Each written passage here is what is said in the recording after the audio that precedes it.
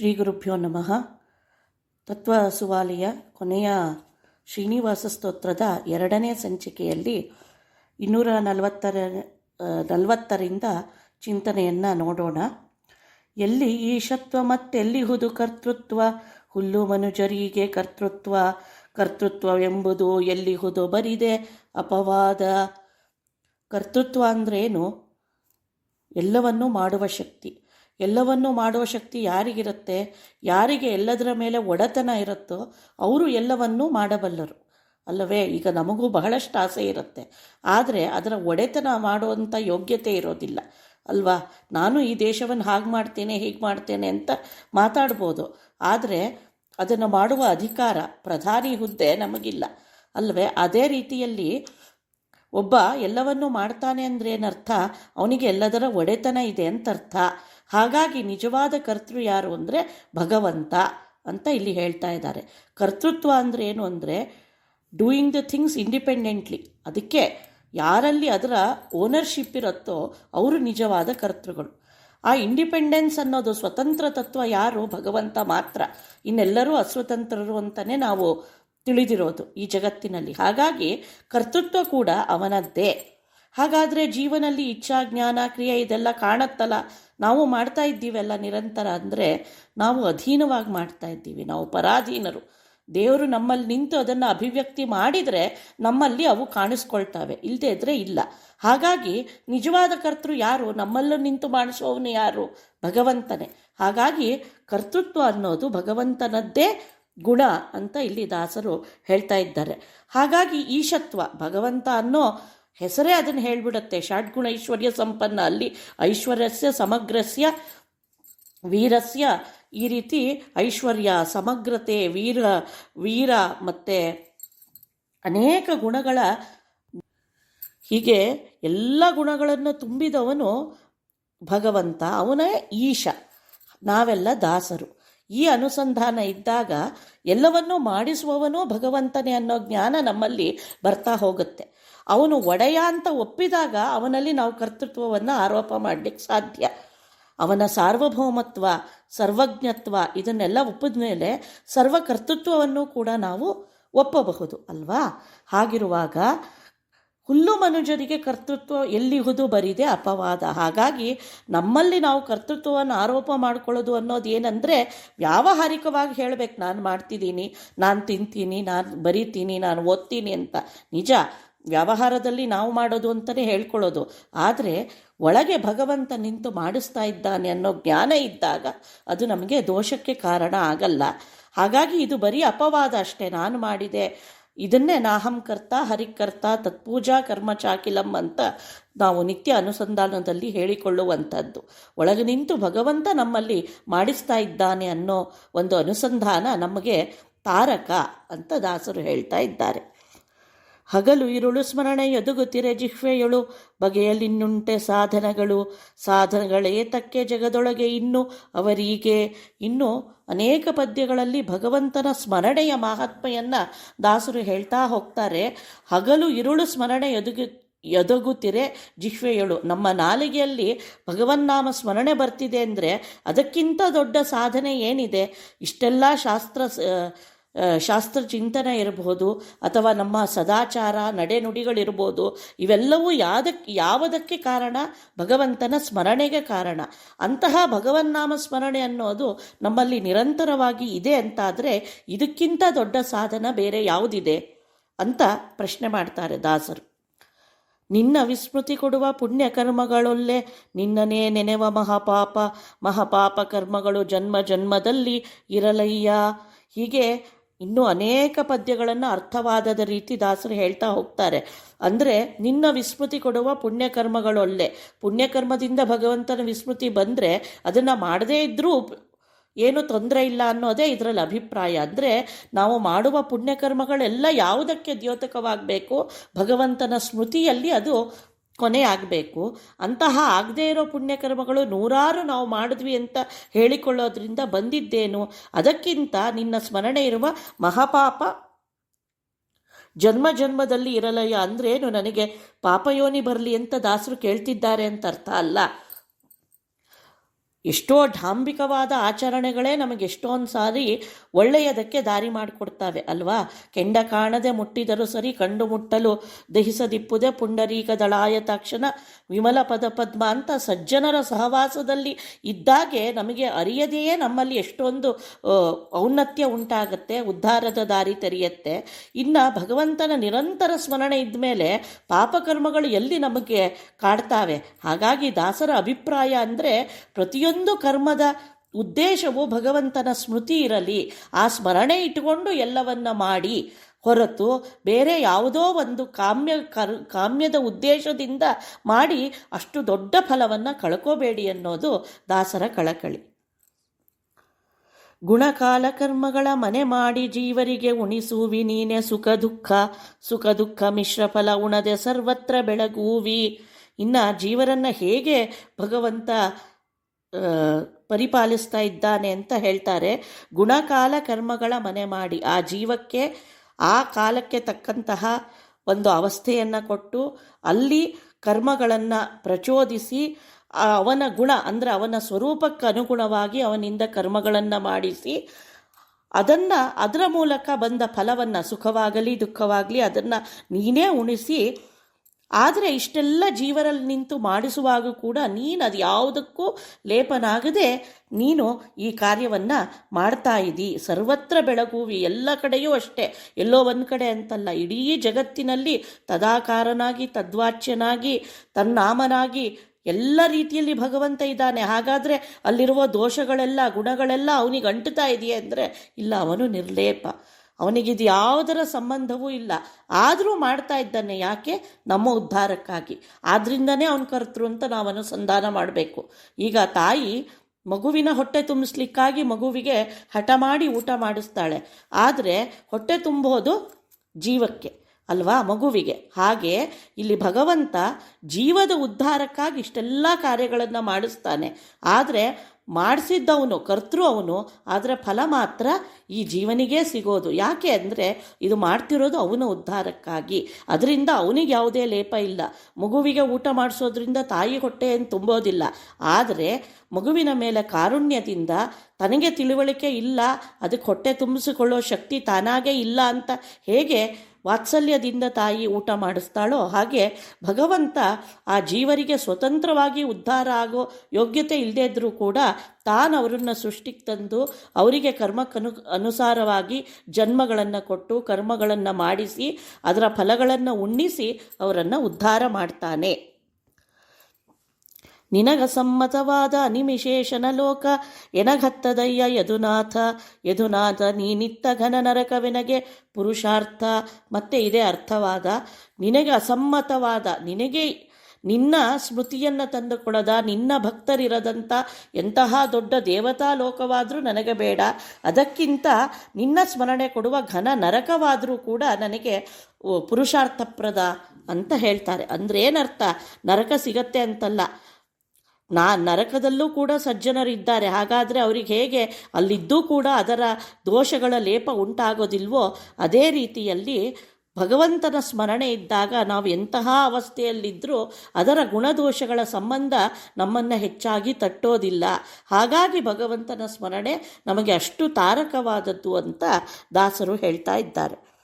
ನೀನಿಲ್ಲದ ಸ್ಥಾನ ಈ ನಳಿನ ಜಾಂಡದೊಳು ನಾನೆಲ್ಲಿ ಕಾಣೆ ನರಸಿಂಹ ನರಕ ಬಂದೇನು ಮಾಡುವುದೋ ಎನಗಿನ್ನು. ಹಾಗಾಗಿ ಒಬ್ಬ ಭಗವದ್ಭಕ್ತನಿಗೆ ಯಾವ ಸ್ಥಳವಾದರೂ ಕೂಡ ಅವನಿಗೆ ಅದರ ಬಗ್ಗೆ ದೋಷಗಳು ಕಾಣೋದಿಲ್ಲ. ಅದಕ್ಕೆ ನರಸಿಂಹ ಅಂತ ಇಲ್ಲಿ ಪದಪ್ರಯೋಗ ಮಾಡಿದ್ದಾರೆ. ಹೇಗೆ ತನ್ನ ವ್ಯಾಪ್ತಿಯನ್ನು ತಿಳಿಸ್ಲಿಕ್ಕಾಗಿ ಪ್ರಹ್ಲಾದನ ಪ್ರಾರ್ಥನೆಯಂತೆ ತಾನು ಪ್ರಕಟಗೊಂಡು ಎಲ್ಲ ಕಡೆ ನಾನಿದ್ದೇನೆ ಅಂತ ತೋರಿಸಿದ್ನೋ ನರಸಿಂಹನಾಗಿ ಭಗವಂತ, ಹಾಗೆ ನೀನಿಲ್ಲದ ಸ್ಥಾನ ಈ ನಳಿನ ಅಜಾಂಡದಳು ನಾನೆಲ್ಲಿ ಕಾಣೆ. ಭಗವಂತ ಇಲ್ಲದೇ ಇರುವ ಸ್ಥಳ ಯಾವುದು? ಹಾಗಿದ್ದ ಮೇಲೆ ಇದು ಒಳ್ಳೆಯದು ಇದು ಕೆಟ್ಟದ್ದು ಅನ್ನೋದು ಸಾಧಕನಿಗೆ ಯಾಕೆ ಆ ಚಿಂತನೆ? ಎಲ್ಲ ಕಡೆ ಭಗವಂತನ ಉಪಸ್ಥಿತಿಯ ಒಂದು ಸ್ಮೃತಿ ನಮಗೆ ಬಂತು ಅಂದರೆ ಎಂತಹ ಸ್ಥಳವಾದರೂ ಎಂತಹ ದೇಶವಾದರೂ ಅದು ಅವನಿಗೆ ಪರಮ ಪಾವನನೇ. ಒಬ್ಬ ಭಕ್ತನಿಗೆ ಅದು ಒಂದು ದೇವತಾ ಮಂದಿರವೇ ಆಗತ್ತೆ ಅನ್ನೋದು ಅಭಿಪ್ರಾಯ. ದೃಹಿಣಪಿತ ನಿನ್ನವರ ಸಹವಾಸ ನಿನ್ನನುಗ್ರಹವೆಂದು ತಿಳಿವೆ ಅನುಗಾಲ ಸುಖವೀವ ಮಹಾರಾದಿ ಲೋಕ ನಾನೊಲ್ಲೆ. ಹಾಗಾದರೆ ಉತ್ತಮ ಲೋಕಗಳ ಅಪೇಕ್ಷೆಯೇ ಇರೋದಿಲ್ವೇ ಅಂದರೆ ಉತ್ತಮ ಲೋಕಗಳ ಒಂದು ಫಲ ಏನು? ಉತ್ತಮ ಲೋಕಗಳಿಂದ ನಮಗೆ ಸಿಗುವ ಫಲ ಏನು ಅಂದರೆ ಆನಂದ, ಸುಖ. ಆ ಆನಂದ ಸುಖ ಅನ್ನೋದು ಇಲ್ಲಿ ಸಜ್ಜನರ ಸಹವಾಸದಲ್ಲೇ ನನಗೆ ಸಿಗತ್ತೆ ಅನ್ನೋದಾದರೆ ಇನ್ನು ಉತ್ತಮ ಲೋಕಗಳ ಅಪೇಕ್ಷೆ ನನಗೆ ಯಾಕೆ? ಅಂದರೆ ಎಲ್ಲಿ ಜ್ಞಾನಿಗಳಿದ್ದಾರೋ ಅವರ ಸಹವಾಸ ಅನ್ನೋದಿದೆಯಲ್ಲ, ಅದು ನಮಗೆ ತುಂಬ ಆನಂದವನ್ನು ಕೊಡುವಂಥದ್ದು. ಅದೇ ನಮ್ಮನ್ನು ಉದ್ಧಾರ ಮಾಡುವ ದಾರಿ ಅಂತ ಹಿಂದೆಯೂ ಇದರ ಬಗ್ಗೆ ಚಿಂತನೆ ಮಾಡಿದ್ದೀವಿ ನಾವು. ವನಂಗತೋ ಯದ್ಧರಿಮಾಶ್ರಯೇತ ಅಂತ ಭಾಗವತದ ವಾಕ್ಯವನ್ನು ತಗೊಂಡು ಇದೇ ಅಭಿಪ್ರಾಯ ಅಷ್ಟೇ. ಉತ್ತಮ ಲೋಕಗಳ ಫಲ ಏನು? ಸಜ್ಜನರ ಸಹವಾಸ, ಭಗವಂತನ ಜ್ಞಾನಿಗಳ ಒಡನಾಟ, ಅದರಿಂದ ಸಿಗುವ ಆನಂದದ ಅನುಭೂತಿ. ಅದು ಇಲ್ಲೇ ಸಜ್ಜನರ ಸಹವಾಸದಲ್ಲಿ ಸಿಗತ್ತೆ. ಇಲ್ಲೇ ನಿರಂತರವೂ ನಮಗೆ ಭಗವಂತನ ಸ್ಮೃತಿ ಇದೆ ಅಂತಾದರೆ ಇನ್ನು ಬೇರೆ ಲೋಕಗಳ ಬಯಕೆ ನಮಗೆ ಎಲ್ಲಿ ಉಂಟಾಗತ್ತೆ ಅನ್ನೋದು ದಾಸರ ಅಭಿಪ್ರಾಯ. ಎನಗೆ ದಾತನು ನೀನು, ನಿನಗೆ ದೂತನು ನಾನು, ಇನಿತಿದ್ದ ಬಳಿಕ ಅಧಮ ಮಾನವರನ್ನು ಅನುಸರಿಸಲ್ಯಾಕೋ ನಾನಿನ್ನು. ಎನಗೆ ದಾತನು ನೀನು, ನಿನಗೆ ದೂತನು ನಾನು. ನೀನು ಈಶ, ಯಾಕೆ ಅಂದರೆ ನಾನು ದಾಸ. ನೀನು ನನಗೆ ಕೊಡುವವನು, ನಾನು ನಿನ್ನಿಂದ ಪಡೆಯಲ್ಪಡುವವನು. ಹೀಗಿದ್ದ ಮೇಲೆ ಅಧಮ ಮಾನವರನ್ನು ಅನುಸರಿಸಲ್ಯಾಕೋ, ಇನ್ನೊಬ್ಬರ ಗೊಡವೆ ನನಗೆ ಯಾಕೆ? ದಾಸರು ಒಂದು ಪದದಲ್ಲಿ ಹೇಳ್ದಾಗೆ ನೀನ್ಯಾಕೋ, ನಿನ್ನ ಹಂಗ್ಯಾಕೋ, ನಿನ್ನ ನಾಮದ ಬಲವೊಂದಿದ್ದರೆ ಸಾಕು ಅಂತ ಹೇಳ್ತಾರೆ. ಅಂದರೆ ಭಕ್ತರಿಗೆ ಭಗವನ್ ನಾಮ ಸಿಕ್ಕ ಮೇಲೆ ಇನ್ಯಾವುದರ ಗೊಡೆವೂ ಇಲ್ಲ ಅಂತ ಹೇಳಿದ ಮೇಲೆ ಇನ್ನೊಬ್ಬರನ್ನು ಆಶ್ರಯಿಸುವ ಕರ್ಮ ನನಗೆ ಯಾಕೆ? ಕೊಡುವವನು ನೀನು ಅನ್ನೋ ಜ್ಞಾನ ಇದ್ದಾಗ ಅದನ್ನೇ ಉಗಾಭೋಗ ಹೇಳೋದು. ಬೇಡಿದರೆ ಎನ್ನೊಡೆಯನ ಬೇಡುವೆ, ಪಾಡಿದರೆ ಎನ್ನ ಒಡೆಯನ ಪಾಡುವೆ ಅಂತ ನಾವು ಏನನ್ನೇ ಕೇಳೋದಿದ್ರೂ ಭಗವಂತನಲ್ಲೇ ಕೇಳಬೇಕು. ಯಾಕೆ ಅಂದರೆ ಕೊಡುವ ಶಕ್ತಿ ಇರೋದು ಅವನೊಬ್ಬನಿಗೇನೆ. ಆ ಜ್ಞಾನ ಇದ್ದಾಗ ನಮಗೆ ಇನ್ನೊಬ್ಬರ ಆಶ್ರಯ ಅನ್ನೋ ಒಂದು ದೋಷ ತಟ್ಟೋದಿಲ್ಲ ಅಂತ ಹೇಳ್ತಾ ಇದ್ದಾರೆ. ಪೂಜಕ ನೀನು, ಪೂಜೋಪಕರಣಸ್ಥ ಜಗತ್ಪತಿಯ ನೀನಾಗಿ ಭಕುತರಿಗೆ ನೈಜ ಸುಖ ವ್ಯಕ್ತಿ ಕೊಡು ತಿರ್ಪೆ. ಎಲ್ಲ ಪದಾರ್ಥಗಳಲ್ಲೂ ಇದ್ದು ನಿನ್ನ ಪೂಜೆಯನ್ನು ನೀನೇ ಮಾಡಿಸ್ಕೊಳ್ತಿ ಸ್ವಾಮಿ. ಹಿಂದೆಯೂ ಕೂಡ ಆ ಉಪನಿಷದಿನ ಅರ್ಥವನ್ನು ನಾವು ನೋಡಿದ್ದೀವಿ. ನಿಶು ಸೀದ ಗಣಪತಿ ಅಂತ ಹೇಳುವಾಗ ಹೀಗೆ ಪೂಜ್ಯ ನೀನೇ, ಪೂಜೆ ಮಾಡಿಸ್ಕೊಳ್ಳುವವನು ನೀನು, ಪೂಜಕನಲ್ಲಿ ಇರುವವನು ನೀನೇ, ಇನ್ನು ಪೂಜೆಗೆ ಬೇಕಾದ ಉಪಕರಣಗಳಲ್ಲೂ ಕೂಡ ನೀನೇ ಇರೋದು. ಅಂತಹ ಮೂಜಗತ್ಪತಿಯೇ, ಮೂರ್ಜಗದ ಒಡೆಯನೇ, ನೀನಾಗಿ ಭಕುತರಿಗೆ ನೈಜ ಸುಖ ವ್ಯಕ್ತಿ ಕೊಡುತ್ತಿಪ್ಪಿ. ಅಭಿವ್ಯಕ್ತಿ ಇಂಥ ತೃಣವಕ್ಕಿಂತಲೂ ಕಡೆಯಾದ ಜೀವರಿಗೆ ಅವರ ಆನಂದದ ಅಭಿವ್ಯಕ್ತಿ ಕೂಡ ನಿನ್ನ ಅನುಗ್ರಹದಿಂದನೇ ಆಗೋದು. ಇಲ್ಲದಿದ್ದರೆ ಅದನ್ನು ಅನುಭವಿಸೋ ಯೋಗ್ಯತೆಯೂ ಕೂಡ ಜೀವರಿಗಿಲ್ಲ. ಎಲ್ಲ ಪದಾರ್ಥಗಳಲ್ಲಿ ಇದ್ದು ಅವರನ್ನು ಸಾಧನಕ್ಕೆ ಅಣಿ ಮಾಡಿ ಅವರಿಂದ ಸಾಧನ ಮಾಡಿಸಿ ಅವರಿಗೆ ಗತಿಯನ್ನು ಕೊಟ್ಟು ಅವರಿಗೆ ಕಾರುಣ್ಯವನ್ನು ತೋರಿಸ್ತೀಯ ಸ್ವಾಮಿ ಅಂತ ಇಲ್ಲಿ ಹೇಳ್ತಾ ಇದ್ದಾರೆ. ಸನ್ನಿಧಾನವು ನಿನ್ನದೆನ್ನಲ್ಲಿ ಇರಲಾಗಿ ಮನ್ನಿಸುತ್ತಿಹರು ಜನರೆಲ್ಲ ನಿನ್ನ ಕಾರುಣ್ಯ ಕಾರಣವೋ ಕಮಲಾಕ್ಷ. ಹೀಗಿರಬೇಕಾದ್ರೆ ಈ ಜಗತ್ತಿನ ಮಾನಾಪಮಾನಗಳನ್ನು ಒಬ್ಬ ಸಾಧಕ ಹೇಗೆ ತಗೋಬೇಕು ಅಂದರೆ ಭಗವಂತನ ಅನುಗ್ರಹ ಇದ್ದಲ್ಲಿ ನಮಗೆ ಮಾನ ಅನ್ನೋದು ಒಲಿದು ಬರುತ್ತೆ. ಅವನು ಯಾವಾಗ ತಟಸ್ಥನಾಗ್ತಾನೆ ಅಲ್ಲಿ ನಮಗೆ ಅಪಮಾನಾದಿಗಳು ಉಂಟಾಗತ್ತೆ ಅನ್ನೋ ಚಿಂತನೆ ಸಾಧಕನಲ್ಲಿ ಇರಬೇಕು. ನಿನ್ನ ಒಲುಮೆಯಿಂದ ನಿಖಿಲ ಜನರು ಬಂದು ಮನ್ನಿಸುವರೋ ಮಹಾರಾಯ. ಹಾಗಾಗಿ ಈ ಜಗತ್ತಿನಲ್ಲಿ ಸಿಗುವ ಈ ಮಾನ ಗೌರವ ಇದೆಲ್ಲ ಸಿಕ್ಕಾಗ ಇದು ಭಗವಂತನ ಕುರಿತಾಗಿ ಭಗವಂತನಿಂದಾಗಿ ನಮಗೆ ಸಿಕ್ಕಿದ್ದು. ಯಾವಾಗ ಅವನು ಸುಮುಖನಾಗ್ತಾನೋ ಆಗ ನಮಗೆ ಇದು ದೊರೆಯತ್ತೆ. ಇಲ್ಲ ಅಂದರೆ ಭಗವಂತ ತಟಸ್ಥನಾಗಿದ್ದಾನೆ ಅಂತ ಚಿಂತನೆ ಮಾಡಬೇಕು ಹೊರತು ಇದರಿಂದ ನಾವು ಯಾವುದೇ ರಾಗದ್ವೇಷಗಳಿಗೆ ಈಡಾಗಬಾರದು ಅನ್ನೋದು ಚಿಂತನೆ. ಏನು ಬಗೆಯಾದರೂ ನೀ ಸಲಹಬೇಕೆನ್ನ ವಾಸವ ವಂದ್ಯ ವರದೇಶ ನಿನ್ನ ವರದಾಸನಾನೆಂದು ದಯದಿಂದ. ಇಷ್ಟೆಲ್ಲ ಯಾಕೆ ಹೇಳ್ತಾ ಇದ್ದೀನಿ ಸ್ವಾಮಿ ಅಂದರೆ ಯಾವುದಾರು ರೀತಿಯಲ್ಲಿ ನನ್ನನ್ನು ಉದ್ಧಾರ ನೀನೇ ಮಾಡಬೇಕು. ಆವ ರೀತಿಯಿಂದ ನೀಯನ್ನ ಸಲಹುವಿ ಶ್ರೀ ವಿಭೋ ಹಯವದನ ಅಂತ ದಾಸರು ಪ್ರಾರ್ಥನೆ ಮಾಡೋ ಹಾಗೆ ನೀನು ಯಾವುದಾರು ರೀತಿಯಿಂದ ನಾನು ಉದ್ಧಾರ ಮಾಡಪ್ಪ. ಹೇಗೆ ಅಂದರೆ, ನೀ ಎಂಥವನು ಅಂದರೆ ಯಾಕೆ ನಿನ್ನಲ್ಲಿ ಕೇಳ್ತಿದ್ದೀನಿ ಅಂದರೆ, ನೀನು ವಾಸವ ವಂದ್ಯ, ಇಂದ್ರಾದಿಗಳಿಂದನೂ ನಮಸ್ಕರಿಸಲ್ಪಡುವವನು, ವರದೇಶ, ವರ ಕೊಡುವವರಲ್ಲೆಲ್ಲ ಅತ್ಯಂತ ಶ್ರೇಷ್ಠನಾದವನು, ನಿನ್ನವರ ದಾಸ ನಾನೆಂದು ದಯದಿಂದ. ಇನ್ನು ನನ್ನಲ್ಲೇನು ಕ್ವಾಲಿಟಿ ಇದೆ, ನೀ ಯಾಕೆ ನಾನು ಉದ್ಧಾರ ಮಾಡಬೇಕು ಅಂದರೆ, ನಾನು ನಿನ್ನ ದಾಸರ ದಾಸನಪ್ಪ, ನಿನ್ನ ಭಕ್ತರ ಕಿಂಕರ ನಾನು, ಹಾಗಾಗಿ ನನ್ನ ಮೇಲೂ ಕರುಣೆ ಇಟ್ಟು ನನ್ನನ್ನು ಉದ್ಧಾರ ಮಾಡು ಅಂತ ಕೇಳ್ಕೊಳ್ತಾರೆ. ಜ್ಞಾನಗಮ್ಯನೆ ಕೇಳು ನೀನರಿಯದಪರಾಧ, ನಾನೊಮ್ಮೆ ಮಾಡೆ ನಳಿನಾಕ್ಷ ಕಾಯೋ ಕೊಲ್ಲೇ ನನ್ನ ಮಾಡೋ ಶರಣನ್ನ. ಹೌದಪ್ಪ, ಹಾಗಾದರೆ ನಿನ್ನಲ್ಲಿ ಇಷ್ಟೊಂದು ದೋಷಗಳಿದೆ, ನಾನು ಯಾಕೆ ನಿನ್ನ ಉದ್ಧಾರ ಮಾಡಬೇಕು ಅಂದರೆ, ಎಂತಹ ಅಪರಾಧ ನನ್ನಿಂದ ಆಗಿದ್ರೂ ಕೂಡ ಅದು ನಿನಗೆ ತಿಳಿಯದ್ದೇನಲ್ಲ. ನಿನಗೆ ತಿಳಿಯದಂಥ ಅಪರಾಧ ಮಾಡಲಿಕ್ಕೆ ನಾನು ಶಕ್ತನೇ ಅಲ್ಲ. ಹಾಗಿರಬೇಕಾದ್ರೆ ಎಂತಹ ಅಪರಾಧವನ್ನು ಕ್ಷಮ ಮಾಡುವ ಶಕ್ತಿ ನಿನ್ನಲ್ಲಿದೆ. ಅಂತಹ ಅದಕ್ಕೆ ನಳಿನಾಕ್ಷ ಅಂತ. ಮತ್ತೆ ಕಮಲದಳದಂತಹ ಕಣ್ಣುಳ್ಳವನು, ಅರಳುದಾವರಿಯ ಕಣ್ಗಳವನು ಅಂದ ತಕ್ಷಣ ನಿನ್ನ ಕಾರುಣ್ಯದಿಂದನೇ ನಮ್ಮ ಎಲ್ಲ ಅಪರಾಧಗಳನ್ನು ಮನ್ನಿಸಿ ಕಾಯು ಕೊಲ್ಲು, ಇದು ನಿನಗೆ ಬಿಟ್ಟಿದ್ದು. ನಿನ್ನಲ್ಲಿ ಶರಣಾಗಿದ್ದೇನೆ, ನನ್ನನ್ನು ಉದ್ಧಾರ ಮಾಡ್ತೀಯೋ ನನ್ನನ್ನು ಕೆಳಗೆ ತಳ್ಳುತ್ತೀಯೋ ಅದು ನಿನಗೆ ಬಿಟ್ಟಿದ್ದು ಸ್ವಾಮಿ ಅಂತ ಸಂಪೂರ್ಣ ಶರಣಾಗತಿ ಅನ್ನೋದು ಉತ್ತಮ ಭಕ್ತನ ಲಕ್ಷಣ. ಅಂದರೆ ಯಾವುದನ್ನೂ ಬಯಸದೆ ನೀನು ಇಟ್ಟಾಂಗೆ ಇರುವೆ ಹರಿಯೇ ಅಂತ ಹೇಳೋದಿದೆಯಲ್ಲ, ಇದನ್ನು ದಾಸರು ಇಲ್ಲಿ ನಮಗೆ ತೋರಿಸ್ಕೊಡ್ತಾರೆ. ಎಲ್ಲವನ್ನೂ ಭಗವಂತನಲ್ಲಿ ಸಮರ್ಪಣೆ ಮಾಡಿ ನಿಶ್ಚಿಂತನಾಗಿ ಬದುಕೋದು ಉತ್ತಮ ಭಕ್ತನ ಸ್ಥಿತಿ ಅಂತ ಇಲ್ಲಿ ತೋರಿಸ್ಕೊಡ್ತಾ ಇದ್ದಾರೆ. ವಿಧಿ ನಿಷೇಧಗಳೇ ಎಂಬುದು ಅಧಮಾಧಿಕಾರಿಗಳಿಗಲ್ಲದೆ ನಿನ್ನ ನಾಮ ಸರ್ವತ್ರ ಚಿಂತಿಪ ಬುಧರಿಗಿನ್ನುಂಟೆ ಜಗದೋಳು. ಈ ವಿಧಿಗಳು ನಿಷೇಧಗಳು ಇಷ್ಟೆಲ್ಲ ಇದೆಯಲ್ಲ, ಮತ್ತು ಇದನ್ನು ಯಾರು ಮಾಡುವವರು ಅಂದರೆ ಇದೆಲ್ಲ ಅಧಮಾಧಿಕಾರಿಗಳಿಗೆ. ಅಂದರೆ ಪ್ರತಿಯೊಬ್ಬ ಸಾಧಕನೂ ಇವನ್ನೆಲ್ಲ ಪರಿಪಾಲಿಸಲೇಬೇಕು ಅವಶ್ಯ. ಆದರೆ ಯಾವ ಕ್ಷಣದಲ್ಲಿ ಅವನಿಗೆ ಭಗವಂತನ ಸ್ಮೃತಿ ಅನ್ನೋದು ಎಲ್ಲ ಕಡೆ ಬರುತ್ತೋ ಆಗ ಈ ವಿಧಿ ನಿಷೇಧಗಳಿಂದ ಉಂಟಾಗುವ ಪುಣ್ಯ ಪಾಪಗಳ ಹಂಗು ಅವನಿಗಿರೋದಿಲ್ಲ. ಒಬ್ಬ ಜ್ಞಾನಿಯೂ ಎಲ್ಲ ಕರ್ಮಗಳನ್ನು ಮಾಡ್ತಾನೆ, ಅಜ್ಞಾನಿಯೂ ಮಾಡ್ತಾನೆ. ವ್ಯತ್ಯಾಸ ಏನಂದರೆ, ಜ್ಞಾನಿಗೆ ಆ ಕರ್ಮಗಳ ಫಲಸ್ವರೂಪನಾದ ಭಗವಂತನಲ್ಲಿ ಮನಸ್ಸಿರುತ್ತೆ. ಹಾಗಾಗಿ ಕರ್ಮದ ದೋಷಗಳಾಗಲಿ ಪುಣ್ಯಗಳಾಗಲಿ ಅವನನ್ನು ತೊಂದರೆಗೀಡು ಮಾಡೋದಿಲ್ಲ, ಅಂಟೋದಿಲ್ಲ. ಆದರೆ ಅಜ್ಞಾನಿಯಾದವನಿಗೆ ಭಗವಂತನ ಸ್ಮೃತಿ ಇರದ ಕಾರಣ ಆ ಕರ್ಮದ ಲೇಪ ಹೆಚ್ಚಾಗ್ತಾ ಹೋಗುತ್ತೆ. ಹಾಗಾಗಿ ಒಬ್ಬ ಭಕ್ತ ಏನು ಮಾಡಬೇಕು, ಸರ್ವಕರ್ಮಾನ್ ಪರಿತ್ಯಜ್ಯ ಮಾಮೇಕಂ ಶರಣಂ ವ್ರಜ ಅಂತ ಭಗವಂತ ಇದನ್ನೇ ಹೇಳಿದ್ದು. ಅಂದರೆ ಎಲ್ಲ ಮಾಡೋದನ್ನು ಬಿಟ್ಟುಬಿಡು ಅಂತಲ್ಲ, ಮಾಡಬೇಕು ಅಂದ್ರೇನು, ಮಾಡೋದು ಮಾತ್ರ ನನ್ನ ಕರ್ತವ್ಯ, ಅದರ ಫಲ ಭಗವಂತನ ಅಧೀನ ಅಂತ ಅವನಿಗೆ ಸಮರ್ಪಣೆ ಮಾಡಿ ನಾವು ನಿಶ್ಚಿಂತೆಯಾಗಿ ಬದುಕಬೇಕು. ಇದನ್ನು ಜೀವನದಲ್ಲಿ ಅಭ್ಯಾಸ ಮಾಡಿಕೊಂಡಾಗ ಯಾವ ಪುಣ್ಯ ಪಾಪಗಳು ನಮ್ಮನ್ನು ಲೇಪ ಮಾಡೋದಿಲ್ಲ. ಇಷ್ಟರವರೆಗೆ ಲೇಪ ಆಗಿರೋದಂತೂ ಇದೆ, ಇನ್ನು ಮುಂದಾದರೂ ಈ ಜ್ಞಾನ ಬಂದರೆ ನಮ್ಮ ಕರ್ಮದ ಗಂಟು ಕಳಚತ್ತೆ ಅಂತ ದಾಸರು ಹೇಳ್ತಾ ಇದ್ದಾರೆ. ಜಲದೊಳಗೆ ಮಿಂದು ನಿರ್ಮಲರಾದೆವೆಂದು ತಮ್ಮೊಳು ತಾವಿ ಹಿಗ್ಗಿ ಸುಖಿಸೋರು ಪರಮ ಮಂಗಳ ಮೂರ್ತಿ ನಿನ್ನ ನೆನೆಯಾದೆ. ಹೇಗೆ ನಾವೆಲ್ಲಿ ಮರಿತಾ ಇದ್ದೇವೆ ಅಂತ ಎಚ್ಚರ ಮಾಡ್ತಾ ಇದ್ದಾರೆ ದಾಸರು. ಪ್ರತಿಯೊಂದಕ್ಕೂ ಅನೇಕ ತೀರ್ಥಗಳಿಗೆ ಹೋಗ್ತೀವಿ, ತೀರ್ಥಕ್ಷೇತ್ರ ಯಾತ್ರೆ ಮಾಡಿದ್ವಿ ಅಂತ ಹಿಗ್ಗುತ್ತೀವಿ, ಅನೇಕ ನದಿಯಾದಿ ತೀರ್ಥಗಳಲ್ಲಿ ಮಹಾನದಿಗಳಲ್ಲಿ ಸ್ನಾನ ಮಾಡ್ತೀವಿ, ಅದರಿಂದನೇ ಪುಣ್ಯ ಬಂತು ಅಂತ ಹಿಗ್ಗಿ ಇನ್ನೊಂದಿಷ್ಟು ಅಹಂಕಾರವನ್ನು ತುಂಬಿಕೊಂಡು ಮರಳುತ್ತೀವಿ.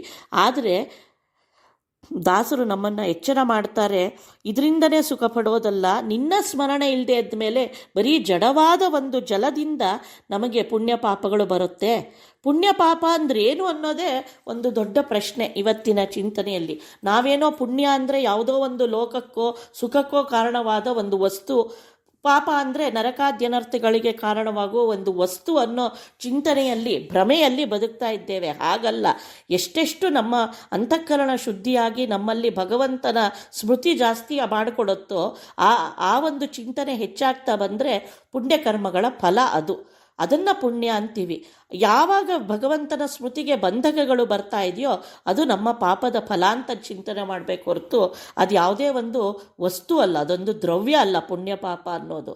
ಈ ಚಿಂತನೆ ಇಲ್ಲದೆ ನಾವು, ಹಾಗಾಗಿ ಪುಣ್ಯ ಪಾಪಗಳೆಲ್ಲ ಮನಸ್ಸಿನಲ್ಲಿರೋದು, ಅದು ನಮ್ಮನ್ನು ತಾರಕವಾದ ಕಡೆ ನಡೆಸ್ತಾ ಇದೆ ಅಂತಾದರೆ, ನಮ್ಮ ಅಂತಃಕರಣ ಶುದ್ಧಿಯ ಕಡೆ ಕೊಂಡೊಯ್ತಾ ಇದೆ ಅಂದರೆ ನಮ್ಮ ದಾರಿ ಸರಿ ಅಂತ. ಇದಲ್ಲದೆ ನಾವು ಎಷ್ಟೊಂದು ಕರ್ಮಗಳನ್ನು, ಇಲ್ಲಿ ದಾಸರು ನದಿ ಸ್ನಾನದ ಉದಾಹರಣೆ ಕೊಟ್ಟಿದ್ದಾರೆ. ಆದರೆ ನಿರಂತರ ನಾವು ಸಾಧಕರು ಅಂತ ತಿಳ್ಕೊಂಡು ಬೇಕಾಷ್ಟು ಕರ್ಮಗಳನ್ನು ಮಾಡಿಬಿಡ್ತೇವೆ. ಸ್ನಾನ ಅಂತೀವಿ, ದೇವರ ಪೂಜೆ ಅಂತೀವಿ, ಅತಿಥಿ ಅಭ್ಯಾಗತರ ಸೇವೆ ಅಂತೀವಿ, ಎಲ್ಲ ಮಾಡ್ತೀವಿ ನಿಜ. ಆದರೆ ಅದರಲ್ಲಿ ಭಗವಂತನ ಸ್ಮರಣೆ ಎಷ್ಟು ಬಂದಿದೆ ಅನ್ನೋದು ನಮ್ಮ ಕರ್ಮ ಪುಣ್ಯವೋ ಪಾಪವೋ ಅನ್ನೋದನ್ನು ನಿರ್ಧರಿಸುತ್ತೆ. ಈ ಎಚ್ಚರ ಇಲ್ಲದೆ ಮಾಡಿದ ಎಂತಹ ಕರ್ಮವೂ ಕೂಡ ಪುಣ್ಯವನ್ನು ಕೊಡೋದಿಲ್ಲ, ಅಂದರೆ ಉದ್ಧಾರದ ಕಡೆಗೆ ನಮ್ಮನ್ನು ಒಯ್ಯೋದಿಲ್ಲ. ಒಂದಿಷ್ಟು ಸುಖವನ್ನು ಭಗವಂತ ಕೊಟ್ಟುಬಿಡ್ತಾನೆ. ಸುಯೋಧನಾದಿಗಳಿಗಿತ್ತಂತೆ ಕೊಡುತ್ತಿಪ್ಪ ಅಂತ ಈ ಲೌಕಿಕವಾದ ಸುಖ, ಮಾನ, ಮರ್ಯಾದೆ, ಸಂಪತ್ತು ಎಲ್ಲವನ್ನೂ ಕೊಡ್ತಾನೆ ಭಗವಂತ ಕರುಣಾಮಯಿ. ಆದರೆ ನಮ್ಮ ಉದ್ಧಾರಕ್ಕೆ ಅದು ಕಾರಣ ಆಗೋದಿಲ್ಲ ಅಂತ ಭಗವತ್ ಸ್ಮರಣೆಯ ಒಂದು ಪ್ರಾಮುಖ್ಯತೆಯನ್ನು ದಾಸರು ತೋರಿಸ್ಕೊಡ್ತಾ ಇದ್ದಾರೆ.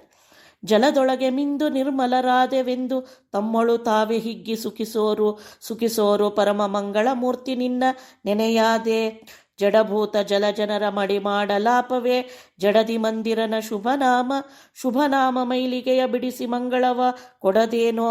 ಬರೀ ಜಡವಾದ ಜಲ ನಮ್ಮನ್ನು ಉದ್ಧಾರ ಮಾಡುತ್ತೆ. ಹಾಗಾದರೆ ಇಂತಹ ನದಿ, ಇಂತಹ ಸಮುದ್ರ, ಇಲ್ಲಿ ಸ್ನಾನ ಮಾಡಿಬಿಟ್ವಿ ಅಂದ ತಕ್ಷಣ ಆ ನೀರಿಗೆ ನಮ್ಮ ಪಾಪವನ್ನು ತೊಳೆಯೋ ಶಕ್ತಿ ಇದೆಯಾ? ಖಂಡಿತ ಇಲ್ಲ. ಅದರಲ್ಲಿ ಸ್ನಾನ ಮಾಡೇ ನಾವು ಪುಣ್ಯ ಹೊಂದ್ಬಿಟ್ವಿ, ನಿರ್ಮಲರಾಗ್ಬಿಟ್ವಿ ಅಂತ ಜನರು ಭ್ರಮೆಯಲ್ಲಿ ಬದುಕ್ತಾರೆ, ಆನಂದ ಪಡ್ತಾರೆ. ಆದರೆ ಅದರೊಳಗಿರುವ ಅಂತರ್ಯಾಮಿಯಾದ ಭಗವಂತನ ಜಲಾಂತರ ತ್ರಿವಿಕ್ರಮ ಮೂರ್ತಿಯ ಸ್ಮರಣೆ ಇಲ್ಲದೆ ಇದ್ದರೆ ಆ ಜಡವಾದ ಜಲ ನಮ್ಮ ಕೊಳೆಯನ್ನು, ದೈಹಿಕವಾದ ಕೊಳೆಯನ್ನು ತೊಳಿಬೋದೇನೋ, ಆದರೆ ಮನಸ್ಸು ಅಂತಃಕರಣದ ಶುದ್ಧಿಯನ್ನು ಕೊಡೋದಿಲ್ಲ. ಹಾಗಾದ್ರೆ ನಮ್ಮ ಮನಸ್ಸು ಶುದ್ಧ ಆಗಬೇಕಂದ್ರೆ ನೀನು ಹೊರಗೆ ಎಂತಹ ತೀರ್ಥದಲ್ಲಾರೂ ಸ್ನಾನ ಮಾಡು, ಮನೆಯ ಬಚ್ಚಲಿನಲ್ಲಿರುವ ನೀರಿನಲ್ಲಾರೂ ಸ್ನಾನ ಮಾಡು. ಆದರೆ ಭಗವಂತನ ಸ್ಮರಣೆ, ನಾಮಸ್ಮರಣೆ ಇತ್ತು ಅಂದರೆ ಎಂತಹ ಜಡವಾದ ಜಲವೂ ಕೂಡ ನಮ್ಮ ಅಂತಃಕರಣ ಶುದ್ಧಿಗೆ ಕಾರಣ ಆಗತ್ತೆ. ಹಾಗಾಗಿ ಅಲ್ಲಿ ಬೇಕಾದ್ದು ಭಗವಂತನ ಸ್ಮರಣೆ ಹೊರತು ಯಾವ ಸ್ಥಳ ಅನ್ನೋದಲ್ಲ. ಹಾಗಾದರೆ ದೇಶಕಾಲಗಳಿಗೆ ಮಹತ್ವ ಇಲ್ವಾ ಅಂತ ಪ್ರಶ್ನೆ ಬರುತ್ತೆ. ಅಂದರೆ ಮಹತ್ವ ಇದೆ. ಯಾಕೆ ಅಂದರೆ ಅಲ್ಲಿ ಅಂತಹ ಸ್ಥಳಗಳಲ್ಲಿ ಭಗವಂತನ ತಿಳಿದ ಜ್ಞಾನಿಗಳ ಸನ್ನಿಧಾನ ಇರುತ್ತೆ. ಅಂತಹವರ ಸಹವಾಸದಿಂದ ನಮಗೆ ಆ ಜ್ಞಾನ ಬರುತ್ತೆ. ಆ ಜ್ಞಾನದಿಂದ ನಾವು ಉದ್ಧಾರ ಆಗ್ತೀವಿ ಅನ್ನೋದಕ್ಕೆ ದೇಶಕಾಲಗಳಿಗೆ ಮಹತ್ವ ಹೊರತು ಬರೀ ಅಂತಹ ಸ್ಥಳಗಳಲ್ಲಿರೋ ಕರ್ಮಗಳಿಂದನೇ ನಮ್ಮನ್ನು ಉದ್ಧಾರ ಅಂತಲ್ಲ.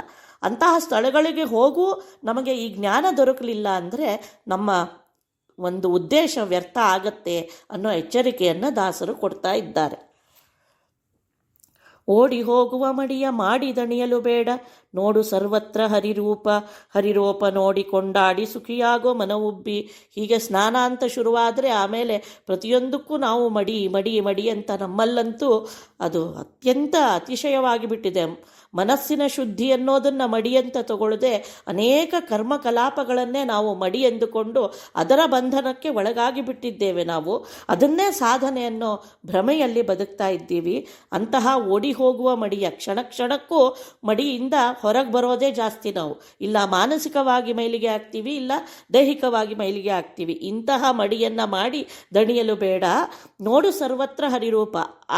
ಆ ಮಡಿ ಮಾಡುವ ಉದ್ದೇಶ ಇರೋದೇ ಎಲ್ಲ ಕಡೆ ಭಗವಂತನ ಶುಚಿಯಾಗಿದ್ದಷ್ಟು ಭಗವಂತನ ಸನ್ನಿಧಾನ ಜಾಸ್ತಿ ಉಂಟಾಗತ್ತೆ ಅನ್ನೋದು ಅದರ ಅಭಿಪ್ರಾಯ. ಹಾಗಾಗಿ ಎಲ್ಲ ಕಡೆ ಭಗವಂತನ ರೂಪದ ಅವನ ಉಪಸ್ಥಿತಿಯ ಚಿಂತನೆಯನ್ನು ಮಾಡಿ ಸುಖದಿಂದ ಮನವುಬ್ಬಿ ಸಂತೋಷದಿಂದ ಬದುಕಕ್ಕೆ ಕಲಿ ಅಂತ ದಾಸರು ಎಚ್ಚರಿಕೆ ಕೊಡ್ತಾ ಇದ್ದಾರೆ. ಮೀನು ಮೊಸಳೆಗಳ ತಪ್ಪೇನೋ ಜಲದೊಳಗಿಹವು, ಸ್ನಾನ ಫಲವ್ಯಾಕೆ ಬರಲಿಲ್ಲ ಜಲಚರ ಪ್ರಾಣಿಗಳಿಗಿನ್ನ ಅಜ್ಞರಿಗೆ ಕೊರತೇನೋ. ಹಾಗಿದ್ದರೆ ನೀವು ಹೇಳಿದಾಗೆ ಬರೀ ಜಡವಾದ ಜಲಸ್ನಾನದಿಂದ ನಾವು ಮಡಿಯಾಗ್ತೀವಿ, ನಾವು ಶುದ್ಧಿ ಆಗ್ತೀವಿ, ನಾವು ಉದ್ಧಾರ ಆಗ್ಬಿಡ್ತೀವಿ ಅಂತ ಆದರೆ ನಿರಂತರವಾಗಿ ಗಂಗಾದಿ ತೀರ್ಥಗಳಲ್ಲಿರೋ ಮೀನು ಮೊಸಳೆಗಳಿಗೆಲ್ಲ ಮೋಕ್ಷವೇ ಸಿಗಬೇಕಾಗಿತ್ತು. ಇಲ್ಲ, ಯಾವುದು ತಾರಕ ನಮಗೆ ಅಂದರೆ ಜ್ಞಾನ. ಪ್ರತಿಯೊಂದು ವಸ್ತುವಿನ ಒಳಗಿರುವ ಜ್ಞಾನ ನಮ್ಮನ್ನು ಉದ್ಧಾರ ಮಾಡುತ್ತೆ ಹೊರತು ಜಡವಾದ ಒಂದು ಕರ್ಮಕ್ಕೆ ಉದ್ಧಾರ ಮಾಡುವ ಶಕ್ತಿ ಇಲ್ಲ, ಅಧಪಾತಕ್ಕೆ ಒಯ್ಯುವ ಶಕ್ತಿಯೂ ಇಲ್ಲ. ಅದು ಜಡ ಅಷ್ಟೆ. ಕರ್ಮ ಅನ್ನೋದು ಜಡರೂಪವಾಗಿದೆ. ಅದರಲ್ಲಿರುವ ಜ್ಞಾನ ಅನುಸಂಧಾನ ಅನ್ನೋದೇನಿದೆ ಅದು ನಮ್ಮನ್ನು ಉದ್ಧಾರ ಮಾಡತ್ತೆ ಅಂತ ಬಹಳ ಬಾರಿ ಎಚ್ಚರಿಕೆ ಕೊಡ್ತಾ ಇದ್ದಾರೆ ದಾಸರು. ಒಬ್ಬ ಸಾಧಕನಿಗೆ ಇರಬೇಕಾದ ಒಂದು ಮನಸ್ಥಿತಿಯನ್ನು ತಿಳಿಸ್ಕೊಡ್ತಾ ಇದ್ದಾರೆ. ಮನವೇ ಆಲೋಚಿಸಿಕೋ ನಿನಗಿದ್ದ ಚಿಂತೆ ನಮ್ಮ ಅನಿರುದ್ಧಗಿಲ್ಲ ಈ ಅನುಗಾಲ ಸಲಹುವ ಬಿನುಗ ಮಾನವರ ಬಿಡುಕಂಡ್ಯ. ಇನ್ನು ಸಾಧನೆಯಲ್ಲಿ ಈ ರೀತಿಯ ಕರ್ಮಗಳಾದರೆ ಇನ್ನು ನಾವು ಬದುಕಲಿಕ್ಕೆ ಉದರ ಪೋಷಣೆಗೆ ನಾನಾ ಜನರನ್ನು ನಂಬುತ್ತೇವೆ, ಆಶ್ರಯ ಮಾಡ್ತೇವೆ, ಅದಕ್ಕಾಗಿ ಹಪಹಪಿಸ್ತೇವೆ. ಅದನ್ನೂ ಬಿಡು. ಯಾಕೆಂದರೆ ರಕ್ಷತಿತ್ಯೇವ ವಿಶ್ವಾಸ ತದೀಯೋಹಂ ಇತಿ ಸ್ಮೃತಿ ಅಂತ ಉದ್ಧಾರ ಮಾಡುವವನು ಭಗವಂತ, ನಾನು ಅವನವನು ಅನ್ನುವ ಶ್ರದ್ಧೆ ನಮಗೆ ನಿರಂತರ ಇರಬೇಕು. ಆಲೋಚಿಸಿಕೋ ಮನಸ್ಸೇ, ನಿನಗಿದ್ದ ಚಿಂತೆ ನಮ್ಮ ಅನಿರುದ್ಧಗಿಲ್ಲವೇ ಅಂತ ಕೇಳ್ತಾರೆ. ಹಾಗಾದರೆ ನಿನ್ನನ್ನು ಸೃಷ್ಟಿಗೆ ತಂದು ನಿನ್ನನ್ನು ಉದ್ಧಾರ ಮಾಡಲಿಕ್ಕೆ ನಿಂತಿರುವ ಭಗವಂತನಿಗೆ ನಿನ್ನ ಬಗ್ಗೆ ಚಿಂತೆ ಇಲ್ವಾ? ನೀನ್ಯಾಕೆ ನೀನೇ ನಿನ್ನನ್ನು ಉದ್ಧಾರ ಮಾಡಿಕೊಳ್ಳಿಕ್ಕೆ, ನೀನೇ ನಿನ್ನನ್ನು ಸಾಕ್ತೀನಿ ಅನ್ನೋ ಭ್ರಮೆಯಲ್ಲಿ ಬದುಕ್ತಾ ಇದ್ದೀಯಾ ಅಂತ ನಮಗೆಲ್ಲ ಪ್ರಶ್ನೆ ಕೇಳ್ತಾರೆ ದಾಸರು. ಹಾಗಾಗಿ ಅನುಗಾಲ ಸಲಹುವ ಬಿನುಗು ಮಾನವರ ಬಿಡುಕಂಡ್ಯ. ಇನ್ನೊಬ್ಬರನ್ನು ಆಶ್ರಯಿಸಿ ಅವರಿಗಾಗಿ ನಾನಾ ಪಾಪಕರ್ಮಗಳನ್ನು ಮಾಡಿ ಬದುಕುವ ಕೆಟ್ಟ ಜೀವನವನ್ನು ಬಿಡು ಅಂತ ಹೇಳ್ತಾರೆ ದಾಸರು. ಇದಂತೂ ಬಹಳ ಅನುಸಂಧಾನವನ್ನು ಮಾಡಿಕೊಳ್ಬೇಕಾದ ಒಂದು ಮಾತನ್ನು ಇಲ್ಲಿ ದಾಸರು ಒತ್ತಿ ಒತ್ತಿ ತಿಳಿಸಿಕೊಟ್ಟಿದ್ದಾರೆ. ಅದನ್ನೇ ಕನಕದಾಸರು ಹೇಳಿಲ್ವೇ, ಕಲ್ಲಿನೊಳಗಿದ್ದು ತಾ ಕೂಗುವ ಕಪ್ಪೆಗೆ ಅಲ್ಲೇ ಆಹಾರವ ನಿತ್ತು ಸಲಹುವನಾರು ಬಲ್ಲಿದನು ಕಾಗಿ ನೆಲೆಯಾದಿ ಕೇಶವರಾಯ ಎಲ್ಲರನ್ನೂ ಸಲಹುವನು ಇದಕ್ಕೆ ಸಂಶಯ ಬೇಡ ತಲ್ಲಣಿಸದಿರು ಮನವೇ ತಳ್ಳಣಿಸದಿರು ಕಂಡ್ಯ ತಾಳು ಮನವೇ ಅಂತ. ಹಾಗೆ ನಮ್ಮನ್ನೆಲ್ಲ ಉದ್ಧಾರ ಮಾಡುವ, ನಮ್ಮನ್ನು ಚಿಂತನೆ ಮಾಡುವ ಭಗವಂತ ಇದ್ದಾನೆ. ಈ ಸೃಷ್ಟಿಗೆ ತಂದ ಮೇಲೆ ನಮ್ಮನ್ನು ಉದ್ಧಾರ ಮಾಡುವ ಪೊರೆಯುವ ಚಿಂತೆಯೂ ಅವನದ್ದೇ ಅಂತ ಅವನಲ್ಲಿ ಎಲ್ಲವ ನಮ್ಮ ಭಾರವನ್ನು ಹಾಕಿ ಬದುಕೋದು ಮಾತ್ರ ನಮ್ಮ ಕರ್ತವ್ಯ ಅಂತ ದಾಸರು ಹೇಳ್ತಾ ಇದ್ದಾರೆ. ಒಂದು ದೇವರ ನಾಮ ಬಹಳ ಅನುಸಂಧಾನಕ್ಕೆ ಯೋಗ್ಯವಾದದ್ದು. ಅದರಲ್ಲಿ ಹೇಳ್ತಾರೆ ದಾಸರು, ಯಾಕೆ ಜೀವನವೇ ನೀ ಶ್ರೀಕಾಂತನನು ಮರೆವೆ ವಿವೇಕವೇ ನಿನಗಿದು ಜೋಕೆಯಿಂದಲಿಯಮ್ಮ ಸಾಕುವ ಶ್ರೀಹರಿಯ ಬೇಕಾದ ಫಲ ಕೊಡುವ ಭಕ್ತವತ್ಸಲ ದೊರೆಯ ಕಂಡವರಿಗೆ ಅಂತ ಮುಂದುವರಿಯತ್ತೆ ದೇವ್ರ ನಾಮ. ಅಂದರೆ ನೀನು ಯಾರನ್ನೋ ನಂಬಿ ಯಾಕೆ ಈ ಜೀವನವನ್ನು ಹಾಳು ಮಾಡ್ಕೊಳ್ತಾ ಇದ್ದೀ ಅಂತ ಕಳಕಳಿ ದಾಸರಿಗೆ. ಎಲ್ಲವನ್ನೂ ಅವನಿಗೆ ಅರ್ಪಿಸು, ಅವನಿದ್ದಾನೆ ನಮ್ಮನ್ನು ನೋಡ್ಕೊಳ್ಳಿಕ್ಕೆ ಅನ್ನೋ ಅನುಸಂಧಾನವನ್ನು ನಿರಂತರ ಅದು ನಮ್ಮಲ್ಲಿ ಬರಲಿ ಅಂತ ಇಂತಹ ಜ್ಞಾನಿಗಳು ನಮಗೆ ಇಷ್ಟೆಲ್ಲ ಒಂದು ಉಪಕಾರವನ್ನು ಮಾಡ್ತಾ ಇದ್ದಾರೆ. ಅದನ್ನೇ ಮುಂದುವರಿಸಿ ಹೇಳ್ತಾರೆ, ಬಂಡು ಮನವೇ ಕೇಳು ಕಂಡವರಿಗೆ ಅಂಡಲದರೇನೋ ಪುರುಷಾರ್ಥ ಸ್ವಾಮಿ ಪದ ಪುಂಡರೀಕವನ್ನೇ ನೆರೆನಂಬು. ಹಾಗಾಗಿ ನಿನ್ನ ಉದರ ಪೋಷಣೆಗೆ, ನಿನ್ನ ಸಂಸಾರದ ನಿರ್ವಹಣೆಗಾಗಿ, ನಿನ್ನನ್ನು ನಂಬಿದವರನ್ನು ನಾನು ಸಾಕ್ತೀನಿ ಅನ್ನೋ ಭ್ರಮೆಯಿಂದಾಗಿ ಕಂಡವರಿಗೆ ಅಂಡಲೆದರೇನೋ ಪುರುಷಾರ್ಥ, ಆಯಿತು ಇದೊಂದು ಆಗ್ಬಿಡ್ಲಿ ಮುನ್ನೋಡೋಣ ಅಂತ ನಾವು ಹೀಗೆ ಎಲ್ಲದಕ್ಕೂ ಇನ್ನೊಬ್ಬರನ್ನು ಆಶ್ರಯಿಸಿ ಅವರೇ ನಮ್ಮನ್ನು ಉದ್ಧಾರ ಮಾಡ್ತಾರೆ ಅನ್ನೋ ಭ್ರಮೆಯಲ್ಲೇ ಇಡೀ ಜೀವನವನ್ನು ನಾವು ಕಳೆದು ಬಿಡ್ತೇವೆ. ಸಂಸಾರದಲ್ಲೆಲ್ಲ ಇದೇ ಭ್ರಮೆಯಿಂದ ಒಮ್ಮೆಯೂ ದೇವರ ಮೇಲೆ ಪೂರ್ತಿಯಾದ ಭಾರವನ್ನು ಹಾಕಲಿಕ್ಕೆ ನಾವು ತಯಾರಿಲ್ಲ. ಅಷ್ಟೊಂದು ನಮ್ಮಲ್ಲಿ ಅಹಮ್ಮಮತೆಗಳು ತುಂಬಿಕೊಂಡಿವೆ. ಹಾಗಾಗಿ ಹೇಳ್ತಾರೆ, ಪುರುಷಾರ್ಥ ಅದರಿಂದ ಏನೂ ಸಿಗೋದಿಲ್ಲ, ನಿನ್ನ ಜನ್ಮ ಕಳೆದೋಗುತ್ತೆ ಹೊರತು ಅದರಿಂದ ನಿನಗೇನೂ ಸಿಗೋದಿಲ್ಲ. ಅದಕ್ಕಿಂತ ಭಗವಂತನ ಪಾದಕಮಲಗಳನ್ನು ನೆರೆ ನಂಬು, ಅವನು ಉದ್ಧಾರ ಮಾಡ್ತಾನೆ ಅನ್ನುವ ಒಂದು ಚಿಂತನೆಯನ್ನು ನೀನು ರೂಢಿಸಿಕೋ ಅಂತ ಹೇಳ್ತಾ ಇದ್ದಾರೆ. ಅಶನವಶನಗಳೀವ ವಸುದೇವ ಸುತನಿರಲು ಹುಸಿಯಾಗಿ ಬದುಕೋ ನರರಿಗಾಲ್ಪರಿದರೆ ಹಸಿವೆಯಡಗುವುದೇ ಎಲೆ ಜೀವ. ಮತ್ತೆ ಪದೇ ಪದೇ ಬಿಡಿಸಿ ಹೇಳ್ತಾರೆ, ಹೌದಾ ನಾವು ಇಷ್ಟೊಂದು ಎಲ್ಲಿ ಇನ್ನೊಬ್ಬರನ್ನ ಆಶ್ರಯಿಸಿದ್ದೇವೆ ಅಂತ ನಾವೇ ಕ್ವಶನ್ ಮಾಡ್ಕೋಬೋದೇನೋ ನಮ್ಮನ್ನು. ಇಲ್ಲ, ನಾವು ಪ್ರತಿದಿನವೂ ಅದನ್ನೇ ಮಾಡ್ತಿರೋದು. ಅಶನಕ್ಕಾಗಿ, ನಮ್ಮ ಹೊಟ್ಟೆ ಪೋಷಣೆಕ್ಕಾಗಿ, ವಸನಗಳಿಗೆ, ಬಟ್ಟೆಗಾಗಿ ಅದನ್ನೆಲ್ಲ ಕೊಡೋವನು ಭಗವಂತ ಅನ್ನೋ ಜ್ಞಾನ ಇಲ್ಲದೆ ಹುಸಿಯಾಗಿ ಬದುಕೋ ನರರಿಗೆ, ಯಾರೋ ನಮಗಿಂತ ದೊಡ್ಡವರು ಅಂತ ತಿಳಿದವ್ರನ್ನ ಅವರೇ ನಮ್ಮನ್ನು ಉದ್ಧಾರ ಮಾಡ್ತಿದ್ದಾರೆ, ಅವರೇ ನಮ್ಮ ಸಂಸಾರವನ್ನು ಕಾಪಾಡ್ತಾ ಇದ್ದಾರೆ ಅಂತ ಅವರಲ್ಲಿ ಸ್ವಾಮಿತ್ವವನ್ನು ನಂಬಿ ಇಡೀ ಜೀವನವನ್ನು ಅವರಿಗೆ ಸಮರ್ಪಣೆ ಮಾಡಿ ಕಾಲ ಕಳ್ತೀವಿ. ಅಂಥ ನರರಿಗೆ ಅಲ್ಪರಿಯದೆ, ಅವರನ್ನು ಬೇಡದೆ ಬೇಡಿದರೆ ನಿನ್ನ ಹಸಿವೆ ಎಡಗುವುದೇ. ನಿನ್ನ ನಿಜವಾದ ಹಸಿವೆ ಅಂದರೆ ಈ ಕರ್ಮಬಂಧನದಿಂದ ಹೊರಗೆ ಬರೋದೇನೆ. ಅದಕ್ಕಾಗಿ ನೀನು ಬಂದಿರೋದು. ಅದನ್ನು ಮರೆತು ಈ ದೇಹದ ಪೋಷಣೆಗಾಗಿ ನೀನು ಇನ್ನೊಬ್ಬರಿಗೆ ಆಶ್ರಯಿಸಿ ನಿನ್ನ ಜೀವನವನ್ನು ವ್ಯರ್ಥ ಮಾಡಿಕೊಳ್ಬೇಡ ಅಂತ ಮತ್ತೆ ಮತ್ತೆ ದಾಸರು ನಮಗೆ ಉಪದೇಶ ಕೊಡ್ತಾ ಇದ್ದಾರೆ. ಹಿಂದೆ ಜನ್ಮಾಂತರದಿ ತಂದುಕೊಟ್ಟವರಾರು, ಇಂದು ಮುಂದೀವ ಪ್ರಭುವಾರು. ಪ್ರಭುವಾರು ಎಲೆ ಮನವೇ ಮಂದೆ ಮತೆಯಾಗಿ ಕೆಡಬೇಡ. ಹೌದು, ನೀವು ಇಷ್ಟೆಲ್ಲ ಹೇಳ್ತೀರಿ, ಆದರೆ ನಾವು ಹೆಂಗೆ ಮಾಡಬೇಕು? ಇವತ್ತು ನಾಳೆ ಬೆಳಗಾದರೆ ನಮಗೇನು ಅಂತ ಮತ್ತೆ ಪ್ರಶ್ನೆ ಕೇಳಿದರೆ ನಾವು, ಹೌದು, ನೀನು ಈಗ ಮಾತ್ರ ಈ ಜನ್ಮ ಒಂದೇ ನಿಂದಲ್ಲ, ಹಿಂದೂ ಹುಟ್ಟಿದಿ, ಮುಂದೂ ಹುಡ್ತೀಯ. ಆಗೆಲ್ಲ ನಿನ್ನನ್ನು ಸಾಕಿದವ್ರು ಯಾರಪ್ಪ? ಈಗ ನೀನು ನಂಬಿರೋ ಸ್ವಾಮಿಗಳು ಯಾರೂ ಆಗಿರಲಿಲ್ಲಲ್ಲ. ಆದರೂ ಕೂಡ ನೀನು ಬದುಕಿದ್ದಿ, ನಿನ್ನ ಕಾಲವನ್ನು ಯಾಪನೆ ಮಾಡಿದ್ದೀಯ. ಹಾಗೆ ಇಂದು ಮುಂದೀವ ಪ್ರಭುವಾರು, ಎಲ್ಲ ಕಾಲದಲ್ಲೂ ನಿನಗೆ ಕೊಟ್ಟಿರೋದು ನಾನಾ ರೂಪಗಳಿಂದ ಕೊಟ್ಟಿರ್ಬೋದು, ನಾನಾ ಅಧಿಷ್ಠಾನದಲ್ಲಿ ಕೊಟ್ಟಿರ್ಬೋದು, ಆದರೆ ಕೊಡುವವನು ಭಗವಂತ. ಹಾಗಾಗಿ ಮಂದಮತಿಯಾಗಿ ಕೆಡಬೇಡ. ಹಾಗಾಗಿ ಒಳಗೆ ನಿಂತು ದೇವರು ಕೊಡಿಸ್ತಾ ಇದ್ದಾನೆ ಅನ್ನೋ ಜ್ಞಾನ ಇಲ್ಲದೆ ಬರೀ ಯಾವುದೋ ಜೀವಕ್ಕಾಗಿ, ಯಾವುದೋ ವ್ಯಕ್ತಿಗಾಗಿ ಆ ಮರ್ಯಾದೆಯನ್ನು ಕೊಟ್ಟು ನೀನು ಹಾಳಾಗಬೇಡ ಅಂತ ದಾಸರು ಎಚ್ಚರಿಸ್ತಾ ಇದ್ದಾರೆ. ಅಂದರೆ ಇಷ್ಟೆಲ್ಲ ಯಾಕೆ ಅಂದರೆ ಪ್ರತಿಯೊಂದು ಕರ್ಮದಲ್ಲೂ, ನಮ್ಮ ಪ್ರತಿಯೊಂದು ಅವಸ್ಥೆಯಲ್ಲೂ ಭಗವಂತನ ಸ್ಮರಣೆ ಬರಬೇಕು ಅನ್ನೋದು ಉದ್ದೇಶ.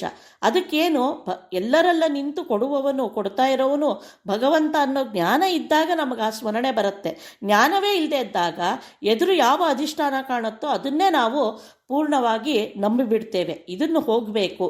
ಈ ವಿಸ್ಮೃತಿ ಉಂಟಾಗಿ ಭಗವಂತನಲ್ಲಿ ಸ್ಮೃತಿ ಬರಬೇಕು ಅನ್ನೋದು ದಾಸರ ಅಭಿಪ್ರಾಯ. ಅನ್ನವಿಲ್ಲೆಂದು ನೀನು ಅನ್ಯರಿಗೆ ಹಲುಬದಿರು, ಅನ್ನಮಯನಾದ ಅನಿರುದ್ಧ ಜಗಕ್ಕೆ ದಿವ್ಯಾನ್ನ ತಾ ಕೊಟ್ಟು ಸಲಹುವ. ಹೀಗಾಗಿ ಅನ್ನ ಇಲ್ಲ, ಇವತ್ತು ಹೊಟ್ಟೆಗಿಲ್ಲ, ಇವತ್ತು ಇದಕ್ಕೆ ಕಷ್ಟ, ಇವತ್ತು ಅದಕ್ಕೆ ಕಷ್ಟ ಅಂತ ಕೊರಗಬೇಡ. ಅದನ್ನು ನಿನ್ನ ಕೊರಗು ಸಹಜ. ಸಂಸಾರದಲ್ಲಿ ಬಂದ ಮೇಲೆ ಇದನ್ನು ನಾವು ತಪ್ಪಿಸ್ಕೊಳ್ಳಿಕ್ಕಾಗಲ್ಲ ಜೀವರಾದವರು. ಆದರೆ ಆ ದುಃಖಗಳನ್ನೆಲ್ಲ ಭಗವಂತನಲ್ಲೇ ನಿವೇದನೆ ಮಾಡ್ಕೋ. ಯಾಕೆ ಅಂದರೆ ನಿಜವಾದ ಅನ್ನಪ್ರದ ಅನಿರುದ್ಧ ನಾಮಕ ಭಗವಂತ, ಅವನಲ್ಲಿ ಪ್ರಾರ್ಥನೆ ಮಾಡ್ಕೋ. ಆಗ ಅವನು ಬರೀ ಜಡವಾದ ಅನ್ನ ಅಲ್ಲ, ದಿವ್ಯಾನ್ನ ಅಂದರೆ ನಿನ್ನ ಪಾರಮಾರ್ಥಿಕ ಬದುಕಿಗೆ ಬೇಕಾದ ಜ್ಞಾನವೆಂಬ ಅನ್ನವನ್ನೇ ಕೊಟ್ಟು ನಮ್ಮನ್ನು ಉದ್ಧಾರ ಮಾಡಿಬಿಡ್ತಾನೆ. ಈ ಅನ್ನಕ್ಕಾಗೇ ನೀನು ಇಷ್ಟು ಹೊಡೆದಾಡೋದು ಬೇಕಾಗೋದಿಲ್ಲ ಆಗ ಅಂತ ದಾಸರು ಹೇಳ್ತಾ ಇದ್ದಾರೆ. ಏಸೇಸು ಜನ್ಮದಲ್ಲಿ ಬೇಸರಾಗದೆ ಜೀವ ರಾಶಿಗಳಿಗೆ ಅನ್ನ ಕೊಡುತ್ತಿರ್ಪ ನಮ್ಮನ್ನು ಉದಾಸೀನ ಮಾಡಿ ಬಿಡುವೋನೆ. ಅಲ್ಲಪ್ಪ, ಎಷ್ಟು ಇಡೀ ಶಾಸ್ತ್ರಗಳಲ್ಲಿ ನಿರಂತರವಾಗಿ ಕೇಳ್ತಾನೇ ಇರ್ತೀಯ ಭಗವಂತನಿಗೆ ವೈಷಮ್ಯ ನೈರ್ಗುಣ್ಯಾದಿ ದೋಷಗಳಿಲ್ಲ ಅಂತ. ಹೀಗಾಗಿ ಇಡೀ ಜಗತ್ತಿನಲ್ಲಿ ಅನಂತ ಕೋಟಿ ಜೀವರಾಶಿಗಳನ್ನು ಭಗವಂತ ಸಲಹುತ್ತಾ ಇದ್ದಾನೆ, ರಕ್ಷಣೆ ಮಾಡ್ತಾ ಇದ್ದಾನೆ. ಇನ್ನು ನಿನಗೆ ಅನ್ನ ಕೊಡದೇ ಇರಲಿಕ್ಕೆ ಅವನಿಗೆ ಕಾರಣವಾದರೂ ಏನಿದೆ? ನಮ್ಮನ್ನು ಉದಾಸೀನ ಮಾಡಿ ಬಿಡುವವನೇ. ಅಂತಹ ಅನಂತ ಕೋಟಿ ಜೀವರಾಶಿಗಳನ್ನು ಉದ್ಧಾರ ಮಾಡುವ ಸ್ವಾಮಿ ನಮ್ಮನ್ನು ಮಾತ್ರ ಏನೂ ಮಾಡದೆ ಬಿಡ್ತಾನೆಯೇ? ಯಾಕೆ ನಿನಗೆ ಅನುಮಾನ? ಆ ರೀತಿಯ ಅನುಮಾನವನ್ನು ಇಟ್ಕೋಬೇಡ ಅಂತ ಹೇಳ್ತಾರೆ. ಅನ್ನದನ್ನಾದ ಸಪ್ತನ್ನ ಕಲ್ಪಕನಾಗಿ ಅನ್ನಮಯ ರೂಪಿ ಅನಿರುದ್ಧ ಜಗಕ್ಕೆ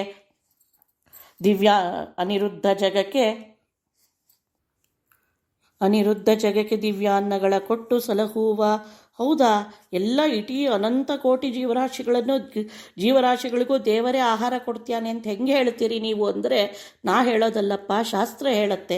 ಬೃಹದಾರಣ್ಯಕೋಪನಿಷತ್ತು ಈ ಸಪ್ತಾನ್ನಗಳ ವಿವರಣೆಯನ್ನು ಕೊಟ್ಟಿದೆ ಅಂತ ದಾಸರು ನೆನಪಿಸ್ತಾರೆ ನಮಗೆ.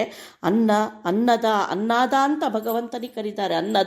ಅನ್ನವನ್ನು ಕೊಡುವನು. ಅನ್ನಾದ ಅಂದರೆ ಅನ್ನದೊಳಗಿದ್ದು ಸಲಹುವವನೇ ಅವನೇ. ಹೇಗೆ? ಸಪ್ತಾನ್ನಗಳ ರೂಪದಲ್ಲಿ ಅಂದರೆ ಎಲ್ಲ ರೀತಿಯ ಜೀವಿಗಳಿಗೂ ಒಂದಲ್ಲ ಒಂದು ರೀತಿಯಲ್ಲಿ ಅನ್ನವನ್ನು ಒದಗಿಸ್ತಾನೆ ಭಗವಂತ. ಹೇಗೆ ದೇವರಿಗೆ ಒಂದು ರೀತಿಯ ದೇವತೆಗಳಿಗೆ ಅನ್ನನಾಗ್ತಾನೆ, ಪಿತೃಗಳಿಗೆ ಅನ್ನವನ್ನು ಕೊಡ್ತಾನೆ, ಮನುಷ್ಯರಿಗೆ ಅನ್ನವನ್ನು ಕೊಡ್ತಾನೆ, ಪಶು ಪ್ರಾಣಿಗಳಿಗೆ, ಜಲಚರಗಳು ಎಲ್ಲ ರೀತಿಯ ಪಶುಗಳಿಗೂ ಅನ್ನವನ್ನು ಕೊಡ್ತಾನೆ. ಇಷ್ಟಲ್ಲದೆ ಮನಸ್ಸು, ವಾಕು, ಕಾಯ, ಜೀವನಲ್ಲಿ ಬರೀ ದೇಹಕ್ಕೆ, ಸ್ಥೂಲ ದೇಹಕ್ಕಷ್ಟೇ ಅನ್ನ ಅಲ್ಲ, ಜೀವನ ಮನಸ್ಸಿಗೆ, ಜೀವನ ವಾಕಿಗೆ, ಮಾತಿಗೆ, ಮತ್ತು ಜೀವನ ಕಾಯಕ್ಕೆ, ದೇಹಕ್ಕೆ, ಹೀಗೆ ಎಲ್ಲದಕ್ಕೂ ಅನ್ನವನ್ನು ಕೊಟ್ಟು, ಅಂದರೆ ಅದಕ್ಕೆ ಆಹಾರವನ್ನು ಕೊಟ್ಟು ಅದರ ಉಪಚಯ, ಅದರ ವೃದ್ಧಿ, ಅದರಿಂದ ಆಗಬೇಕಾದ ಕಾರ್ಯ ಎಲ್ಲವನ್ನೂ ಮಾಡಿಸೋವನು ಭಗವಂತನೇ. ಅದಕ್ಕೆ ಅವನಿಗೆ ಅನ್ನಾದ ಅಂತ ಶಾಸ್ತ್ರಗಳು ಕರಿತಾವೆ.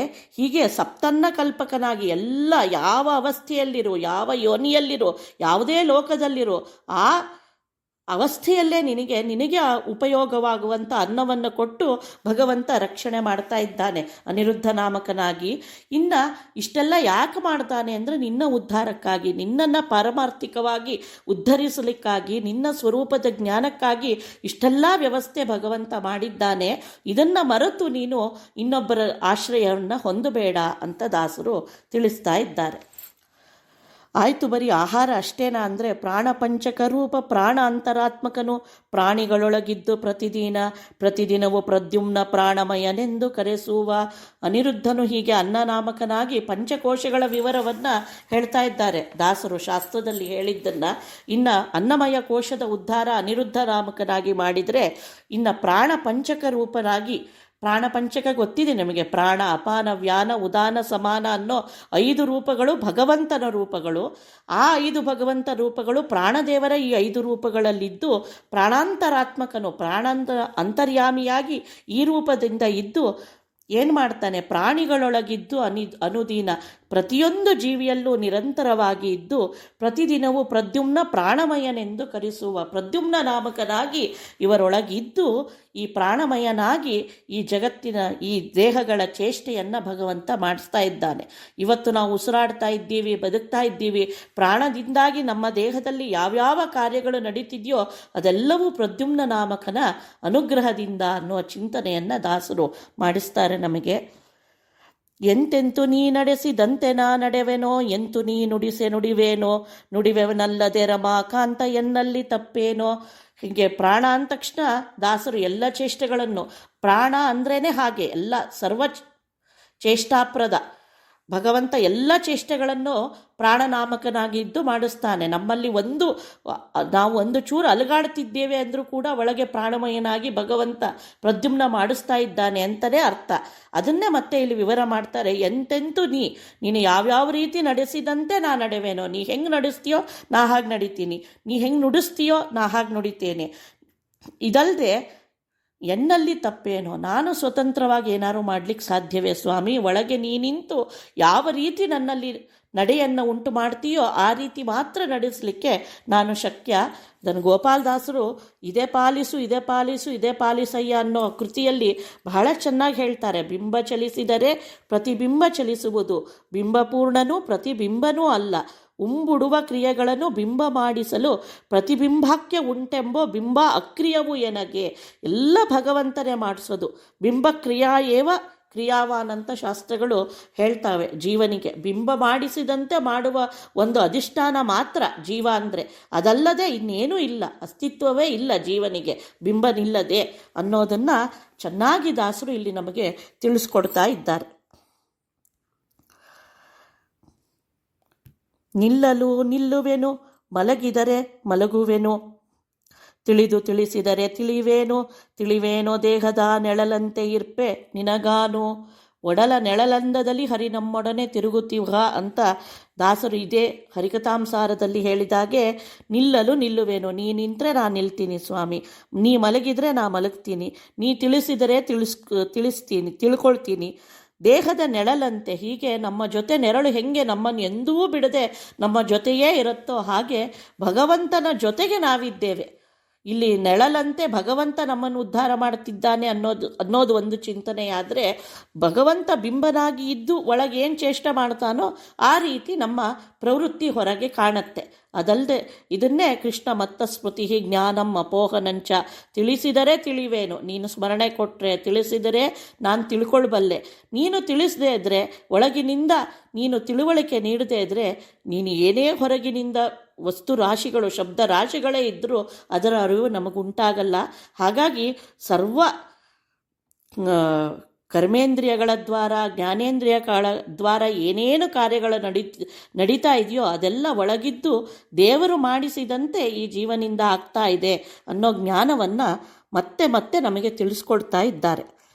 ಸರ್ವಜ್ಞ ಸರ್ವೇಶ ಸರ್ವಾಂತರಾತ್ಮಕನೇ ಶರ್ವಾದಿವಂದ್ಯ ಶಿವರೂಪಿ ಸಜ್ಜನರ ಸರ್ವಕಾಲದಲ್ಲಿ ಸಲಹಯ್ಯ. ಹೀಗೆ ಸರ್ವಜ್ಞ ನೀನು, ಮತ್ತೆ ಎಷ್ಟು ಸ್ತೋತ್ರ ಮಾಡಿದರೂ ದಾಸರಿಗೆ ಸಾಲದು. ಹೆಂಗಿಷ್ಟೆಲ್ಲ ಮಾಡ್ತಾನೆ ಭಗವಂತ ಅಂದರೆ ಅವನು ಸರ್ವಜ್ಞ, ಅವನಿಗೆಲ್ಲ ಜ್ಞಾನವೂ ಇದೆ. ಸರ್ವೇಶ, ಎಲ್ಲರಿಗೂ ಒಡೆಯ. ಸರ್ವಾಂತರಾತ್ಮಕನೇ, ಎಲ್ಲರ ಒಳಗೂ ಇದ್ದಾನೆ. ಶರ್ವಾದಿ ವಂದ್ಯ, ಎಲ್ಲ ದೇವತೆಗಳು ಇಂದ್ರಾದಿ ದೇವತೆಗಳಿಂದ ವಂದ್ಯ. ಶಿವರೂಪಿ, ಮಂಗಳ ಸ್ವರೂಪಿ. ಶಿವರೂಪಿ, ಸಜ್ಜನರ ಸರ್ವಕಾಲದಲ್ಲಿ ಸಲಹಯ. ಹಾಗಾಗಿ ಕಾಲಾಂತರ್ಗತ, ಕಾಲ ನಿಯಾಮಕ ಭಗವಂತ. ಹಾಗಾಗಿ ಎಲ್ಲ ಕಾಲದಲ್ಲೂ ನಮ್ಮನ್ನು ರಕ್ಷಣೆ ಮಾಡು ಅಂತ ಕೇಳ್ತಾರೆ. ಉಂಡು ಹುಟ್ಟಿದ್ದೆಲ್ಲ ಅಖಂಡನಾಮಖವೆನ್ನಿ, ಕಂಡದ್ದು ಹರಿಯ ಪ್ರತಿಮೆನ್ನಿ, ಪ್ರತಿಬೆನ್ನಿ ಮೂರ್ಜಗಕ್ಕೆ ಪಾಂಡವ ಪ್ರಿಯನೇ ದೊರೆಯನ್ನಿ.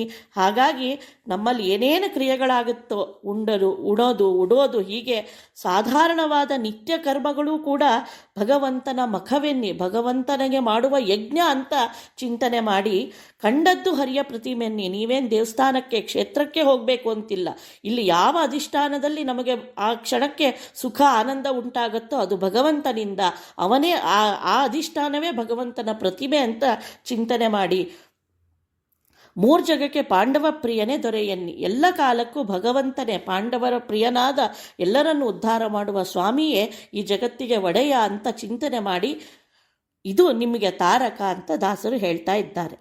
ಮನವಚನಕಾಯದಿಂದ ಅನುಭವಿಪ ವಿಷಯಗಳ ನಿನಗರ್ಪಿಸುವೇನೋ ನಿಖಿಲೇಶ. ನಿಖಿಲೇಶ, ನಿನ್ನ ಪಾವನ ಮೂರ್ತಿ ತೋರಿ ಸುಖವೀಯೋ. ಹೀಗೆ ಸಮರ್ಪಣೆ, ಕರ್ಮ ಸಮರ್ಪಣೆ ಅನ್ನೋದು ಹೀಗೆ ಅಂತ ದಾಸರು ತೋರಿಸ್ಕೊಡ್ತಾ ಇದ್ದಾರೆ ನಮಗೆ. ಹೀಗೆ ಮನಸ್ಸಿನಿಂದ, ವಚನದಿಂದ, ಕಾಯದಿಂದ, ನಾವು ಎಲ್ಲ ರೀತಿಯಲ್ಲೂ ತ್ರಿವಿಧವಾದ ಏನು ಕರ್ಮಗಳು ನಮ್ಮಿಂದ ಆಗತ್ತೆ, ಅದರಿಂದ ಏನೇನು ವಿಷಯಗಳನ್ನು ನಾವು ಅನುಭವಿಸ್ತೇವೆ ಅದೆಲ್ಲವೂ ನಿನಗೆ ಅರ್ಪಿಸುವೇನು, ಅದನ್ನು ನಿನಗೆ ಅರ್ಪಿಸಿದ್ದೇನೆ. ನಿಖಿಲೇಶ, ಇಡೀ ಜಗತ್ತಿನ ಸ್ವಾಮಿತ್ವವನ್ನು ಹೊಂದಿರುವ ಒಡೆಯನೇ, ನಿನ್ನ ಪಾವನ ಮೂರ್ತಿ ತೋರಿ ಸುಖವಿಯೋ. ಇದರಿಂದ ನೀನೇನು ಮಾಡಬೇಕು, ಸರ್ವತ್ರ ನಿನ್ನ ರೂಪವನ್ನು ನನಗೆ ತೋರಿಸಿ ನಿನ್ನ ಮಂಗಳ ಮೂರ್ತಿಯ ಚಿಂತನೆಯನ್ನು ಕೊಟ್ಟು ನನ್ನನ್ನು ಉದ್ಧಾರ ಮಾಡು. ನಿಖಿಳಾಗಮೈಕ ವೇದ್ಯ ಅಕಳಂಕ ಸುಚರಿತ್ರ ವಿಕನಸಾರಾಧ್ಯ ಸುಖರೂಪ ನಿನ್ನಂಥ ಸಕನಿರಲು ದುರಿತ ಬರಲುಂಟೆ. ನಿಖಿಳಾಗಮೈಕ ವೇದ್ಯ, ನಿಖಿಳವಾದ ಆಗಮಗಳಿಂದ ಏಕವೇದ್ಯ, ಅವೆಲ್ಲವೂ ಕೊಂಡಾಡುತ್ತಿರೋದು ಯಾರು ಅಂದರೆ ನೀನೇ. ಇಡೀ ವೇದ ಪ್ರಪಂಚ ಹೊಗಳುತ್ತಿರೋದು, ವೇದದಿಂದ ತಿಳಿಯಲ್ಪಡುವವನು ಯಾರು ಅಂದರೆ ನೀನು ಸ್ವಾಮಿ. ಎಂಥವನು ನೀನು? ಅಕಳಂಕ, ಏನಂತ ತಿಳ್ಕೊಳ್ತಾ ಇದ್ದೀವಿ? ಅಕಳಂಕ, ನಿನ್ನಲ್ಲಿ ಯಾವ ದೋಷಗಳೂ ಇಲ್ಲ. ಸುಚರಿತ್ರ, ಬರೀ ದೋಷಗಳಿಲ್ಲದೆ ಇರೋದಷ್ಟೇ ಅಲ್ಲ, ಎಲ್ಲ ಒಳ್ಳೆಯ ಸುಗುಣಗಳ ಒಂದು ತವನಿಧಿ ನೀನು, ಕಡಲು. ಇನ್ನು ವಿಕನಸಾರಾಧ್ಯ, ವೈಖಾನಸರು ಅಂತ ಪ್ರಸಿದ್ಧರಾದ ಎಲ್ಲ ದೇವತೆಗಳಿಂದ ಪೂಜಿಸಲ್ಪಡುವವನು. ಸುಖರೂಪ, ಆನಂದವಾದ ರೂಪವನ್ನು ಹೊಂದಿರುವವನು. ನಿನ್ನಂಥ ಸಖನಿರಲು ದುರಿತ ಬರಲುಂಟೆ. ಹೀಗೆ ಭಗವಂತನನ್ನು ಚಿಂತನೆ ಮಾಡಿದ ಮೇಲೆ ಇದೇ 4 ರೂಪಗಳು ಮನುಷ್ಯರು ಚಿಂತನೆ ಮಾಡಬೇಕಾದ್ದು. ಸತ್, ಚಿತ್, ಆನಂದ, ಆತ್ಮ ಅಂತ. ಸುಖ ಸ್ವರೂಪನಾಗಿದ್ದೀಯ, ಜ್ಞಾನಮಯನಾಗಿದ್ದೀಯ, ಆನಂದ ಸ್ವರೂಪನಾಗಿದ್ದೀಯ, ಹಾಗೆ ಸ್ವಾಮಿ ಒಡೆಯ. ಈ ಚಿಂತನೆ ಮಾಡಿದಾಗ ಇನ್ನು ದುರಿತಗಳು ನಮ್ಮನ್ನು ಏನಂತ ಕಾಡಲಿಕ್ಕೆ ಸಾಧ್ಯ ಅಂತ ಕೇಳ್ತಾರೆ ದಾಸರು. ಭೋಜ್ಯ ವಸ್ತುಗಳಲ್ಲಿ ಭೋಜ್ಯ ನಾಮಕನಾಗಿ ತಜ್ಜನ್ಯ ರಸವ ಹರಿತಾನು ಉಂಡುಣಿಸಿ ನಿರ್ಜರೋತ್ತಂಸ ಸುಖವೀವ. ಭೋಜ್ಯ ವಸ್ತುಗಳಲ್ಲಿ ನಾವು ಏನೇನು ಭೋಗ ಮಾಡ್ತೀವಿ, ತಗೊಳ್ತೇವೆ, ಆ ಎಲ್ಲ ವಸ್ತುಗಳಲ್ಲೂ ಭೋಜ್ಯ ನಾಮಕನಾಗಿ ಅಂದರೆ ನಮಗೆ ಭೋಗವನ್ನು ಕೊಡುವವನಾಗಿ ನೀನಿದ್ದಿ. ತಜ್ಜನ್ಯ ರಸವ, ಆಯಿತು ನಾವೇ ಸ್ವೀಕಾರ ಮಾಡೋಕ್ಕೆ ಯೋಗ್ಯರ ಅಂದರೆ ಇಲ್ಲ, ಖಂಡಿತ ಇಲ್ಲ. ಅಲ್ಲಿ ಭಗವಂತ ರಸರೂಪನಾಗಿ ಇದ್ದು ತಾನು ತನ್ನ ಯೋಗ್ಯವಾದ ಸ್ವಾಖ್ಯ ರಸವನ್ನು ಸ್ವೀಕರಿಸಿ ನಂತರ ಲಕ್ಷ್ಮೀದೇವಿಗೆ, ದೇವತೆಗಳಿಗೆ, ಎಲ್ಲರಿಗೂ ಅವರವರಿಗೆ ಯೋಗ್ಯವಾದ, ತತ್ವಾಭಿಮಾನಿಗಳಿಗೆ ಯೋಗ್ಯವಾದ ರಸವನ್ನು ಕೊಟ್ಟು ಅವರೆಲ್ಲರೂ ತೃಪ್ತರಾದರೆ ಜೀವನಿಗೂ ಆ ಸುಖದ ಅನುಭವ ಉಂಟಾಗತ್ತೆ. ಇಷ್ಟಿಲ್ಲದೆ ಜೀವ ತಾನೊಬ್ಬನೇ ಯಾವುದನ್ನೂ ಭೋಗಿಸೋಕ್ಕೆ ಸಮರ್ಥ ಅಲ್ಲ. ಹೀಗೆ ನಿರ್ಜರೋತ್ತಂಸ ಸುಖವೀವ, ಹೀಗೆ ನಮಗೆ ಆನಂದವನ್ನು ಭಗವಂತ ಕೊಡ್ತಾನೆ ಅನ್ನೋ ಅನುಸಂಧಾನ ನಮಗೆ ಬೇಕು. ಭೂಮಂಡಲವೇ ಪೀಠ, ವ್ಯೋಮಮಂಡಲ ಛತ್ರ, ಸೋಮ ಸೂರ್ಯರೇ ಮಹದೀಪ ನಕ್ಷತ್ರ ಸ್ತೋಮಗಳ ನಿನಗೆ ಉಪದೀಪ. ಇಷ್ಟೆಲ್ಲ ನಮ್ಮ ವೈಯಕ್ತಿಕ ಅನುಸಂಧಾನ ಹೇಳಿದರೆ ಒಮ್ಮೆಗೆ ಇಡೀ ಜಗತ್ತನ್ನೇ ಅಧಿಷ್ಠಾನವಾಗಿ ಭಗವಂತನ ಚಿಂತನೆ ಮಾಡುವ ವಿಧಿಯನ್ನು ದಾಸರು ಹೇಳ್ತಾರೆ. ಭೂಮಂಡಲವೇ ಪೀಠ. ಈ ಭೂಮಂಡಲ, ನಾವು ನಿಂತಿರುವ ಭೂಮಿಯೇ ಭಗವಂತನಿಗೆ ಆಸನ. ಇನ್ನು ವ್ಯೋಮಮಂಡಲ, ಆಕಾಶವೇ ಛತ್ರ. ಸೋಮ ಸೂರ್ಯರೇ ಮಹಾದೀಪ. ಸೋಮ ಸೂರ್ಯ ಮುಂತಾದಿಗಳೇ, ಚಂದ್ರ ಸೂರ್ಯರೇ ದೊಡ್ಡ ದೀಪಗಳು. ಇನ್ನು ನಕ್ಷತ್ರ ಸ್ತೋಮಗಳೇ ನಿನಗೆ ಉಪದೀಪ. ಸಣ್ಣ ಸಣ್ಣ ದೀಪಗಳೆಲ್ಲ ನಕ್ಷತ್ರ ಅಂತ ಭಗವಂತನ ವಿರಾಟ್ ರೂಪದ ಚಿಂತನೆಯನ್ನು ತೋರಿಸ್ತಾರೆ. ಮಳೆಯ ಮಜ್ಜನವು ದಿಗ್ವಲಯಂಗಳೇ ವಸನ. ಬೆಳವ ಬೆಳಸುಗಳೇ ನೈವೇದ್ಯ. ನೈವೇದ್ಯ ಜನರ ಕಂಗಳ ಕಾಂತಿ ನಿನಗೆ ಆರಾರ್ತಿ. ಇನ್ನು ಭಗವಂತನಿಗೆ ಸ್ನಾನ ಅಂದರೆ ತಾನೇ ಅವನೇ ಮೇಘಗಳ ಮೂಲಕ ಕೊಡುವ ಮಳೆ. ಇನ್ನು ದಿಗ್ವಲಯಗಳಲ್ಲೇ ವಸನ, ದಿಕ್ಕುಗಳೇ ಅವನಿಗೆ ಬಟ್ಟೆ ಇದ್ದಂತೆ. ಇನ್ನು ಬೆಳವ ಬೆಳಸುಗಳೇ ನೈವೇದ್ಯ. ಇಡೀ ಜಗತ್ತಿನಲ್ಲಿ ಬೆಳೆಯುವ ಬೆಳೆಗಳೆಲ್ಲ ಭಗವಂತನಿಗೆ ನೈವೇದ್ಯ. ಜನರ ಕಂಗಳ ಕಾಂತಿ ನಿನಗೆ ಆರಾರ್ತಿ. ನಿನ್ನನ್ನು ನೋಡುವ ಭಕ್ತರ ಕಂಗಳಲ್ಲಿರುವ ಸೂರ್ಯಚಂದ್ರರ ಕಾಂತಿಯೇ ನಿನಗೆ ಮಂಗಳಾರತಿ ಸ್ವಾಮಿ ಅಂತ ಹೇಳ್ತಾರೆ. ತರುಗಳೇ ಚಾಮರಗಳಾಗಿರ್ಪವು ನಿನಗೆ ಶರದಿ ಗರ್ಜನೆಯ ಮಹಾವಾದ್ಯ. ಮಹಾವಾದ್ಯ ಜೀವರ ಸ್ವರಗಳೇ ನಿನಗೆ ಸಂಗೀತ. ಇನ್ನು ಇಲ್ಲಿ ಬೆಳೆದಿರುವ ತರುಗಳು ಏನು ಮರಗಳು ತಾವು ಹೊಯ್ದಾಡ್ತವೆ ಗಾಳಿಗೆ, ಅದೇ ಭಗವಂತನಿಗೆ ಚಾಮರ ಸೇವೆ. ಇನ್ನು ಶರದಿಗಳ ಮೋಡಗಳ ಗರ್ಜನೆಯೇ ದೊಡ್ಡ ವಾದ್ಯ ಸೇವೆ. ಇನ್ನು ಜೀವರ ಸ್ವರಗಳೇ ನಿನಗೆ ಸಂಗೀತ. ನಾವು ನಿತ್ಯದಲ್ಲಿ ಮಾಡುವ ಏನು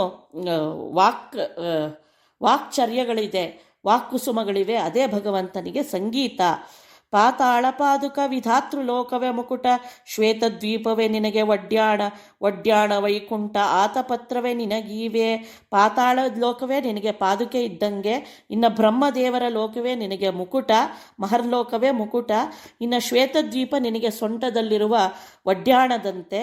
ಇನ್ನು ವೈಕುಂಠ ಆತಪತ್ರವೇ, ಅದು ನಿನಗೆ ವಿಶ್ರಮಿಸಿಕೊಳ್ಳಲು ಇರುವ ಒಂದು ಆಲಯ ಅಂತ ನಾನು ನಿನಗೆ ಚಿಂತನೆ. ನಡೆವುದೇ ಹರಿಯಾತ್ರೆ, ನುಡಿಯುವುದೇ ಹರಿನಾಮ. ಕುಡಿಯುವ ನೀರುಗಳೇ ಅಭಿಷೇಕ.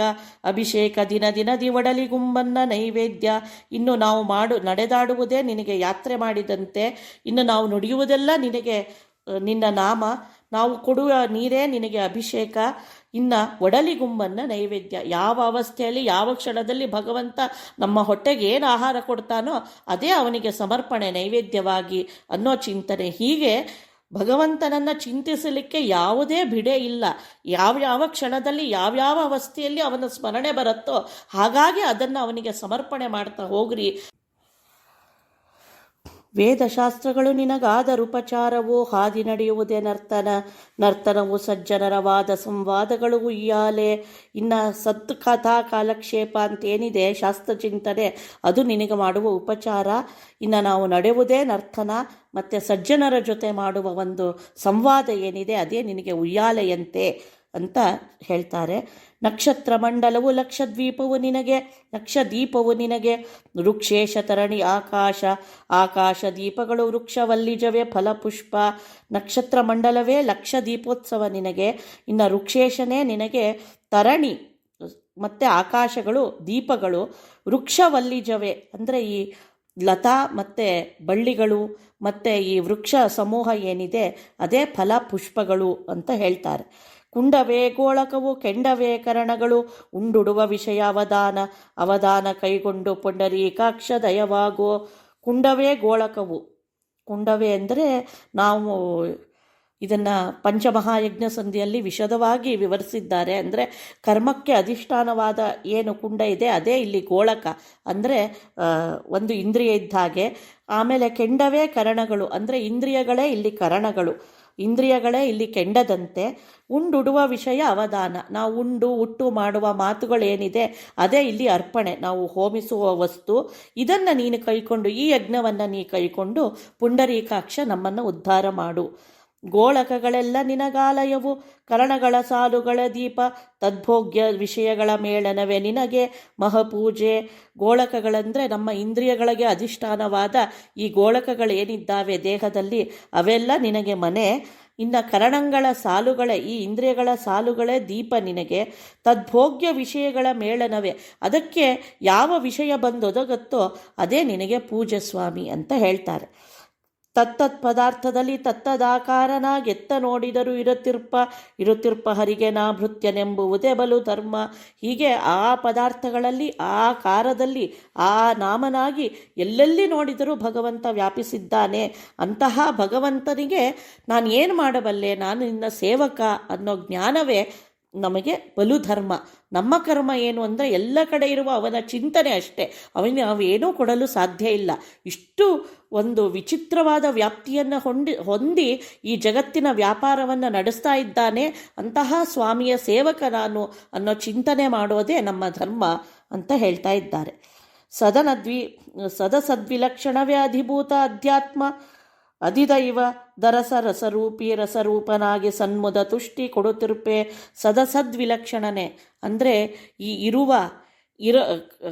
ಕಣ್ಣಿಗೆ ಕಾಣುವ ಕಾಣದ ಇರದಿರುವ ಎಲ್ಲ ವಸ್ತುಗಳಿಗಿಂತ ವಿಲಕ್ಷಣ ಸ್ವಾಮಿ. ಅಂದರೆ ಇದ್ಯಾವುದಕ್ಕೂ ನಾವು ಹೋಲಿಕೆ ಕೊಡಲಿಕ್ಕಾಗೋದಿಲ್ಲ. ಜಗತ್ತಿನಲ್ಲೇ ಎಷ್ಟೊಂದು ಪದಾರ್ಥಗಳಿಗೆ ಇನ್ನೊಂದು ಉಪಮೆ ಇಲ್ಲ ಅಂತ ಹೇಳ್ತಾರೆ. ಇನ್ನು ಈ ಜಗತ್ತಿಗಿಂತ ಅತ್ಯಂತ ವಿಲಕ್ಷಣವಾದ ವಸ್ತು ಪರಮಾತ್ಮ ಅನ್ನೋನು, ಅವನಿಗೆ ಇನ್ಯಾವುದೇ ವಸ್ತು ಸಮವಾಗಿಲ್ಲ. ಹಾಗಾಗಿ ಈ ಅಸತ್ತಾದ ಎಲ್ಲ ಪದಾರ್ಥಗಳಿಗಿಂತ ಅವನು ವಿಲಕ್ಷಣ. ಇನ್ನು ಅಧಿಭೂತ ಅಧ್ಯಾತ್ಮ ಅಧಿದೈವ ದರಸ. ಅಧಿಭೂತ ಅಂದರೆ ಈ ಭೂತವಾದ ಪ್ರಪಂಚ, ಅಧ್ಯಾತ್ಮ ಅಂದರೆ ನಮ್ಮ ದೇಹದಲ್ಲಿರುವ ಇಂದ್ರಿಯಾದಿ ಪ್ರಪಂಚ, ಇನ್ನು ಅಧಿದೈವ ಅಂದರೆ ಈ ಜಗತ್ತಿನಲ್ಲಿರುವ ಮಳೆ, ಆಮೇಲೆ ಚಳಿ, ಬಿಸಿಲು, ಗಾಳಿ, ಬೆಂಕಿ ಇತ್ಯಾದಿ ಮೋಡ, ಈ ಜಡಾತ್ಮವಾದ ಪ್ರಪಂಚವನ್ನು ನಿಯಂತ್ರಿಸುವ ದೇವತಾಗಣ. ಈ ಎಲ್ಲವುಗಳ ಅರಸ ಯಾರು? ಭಗವಂತ.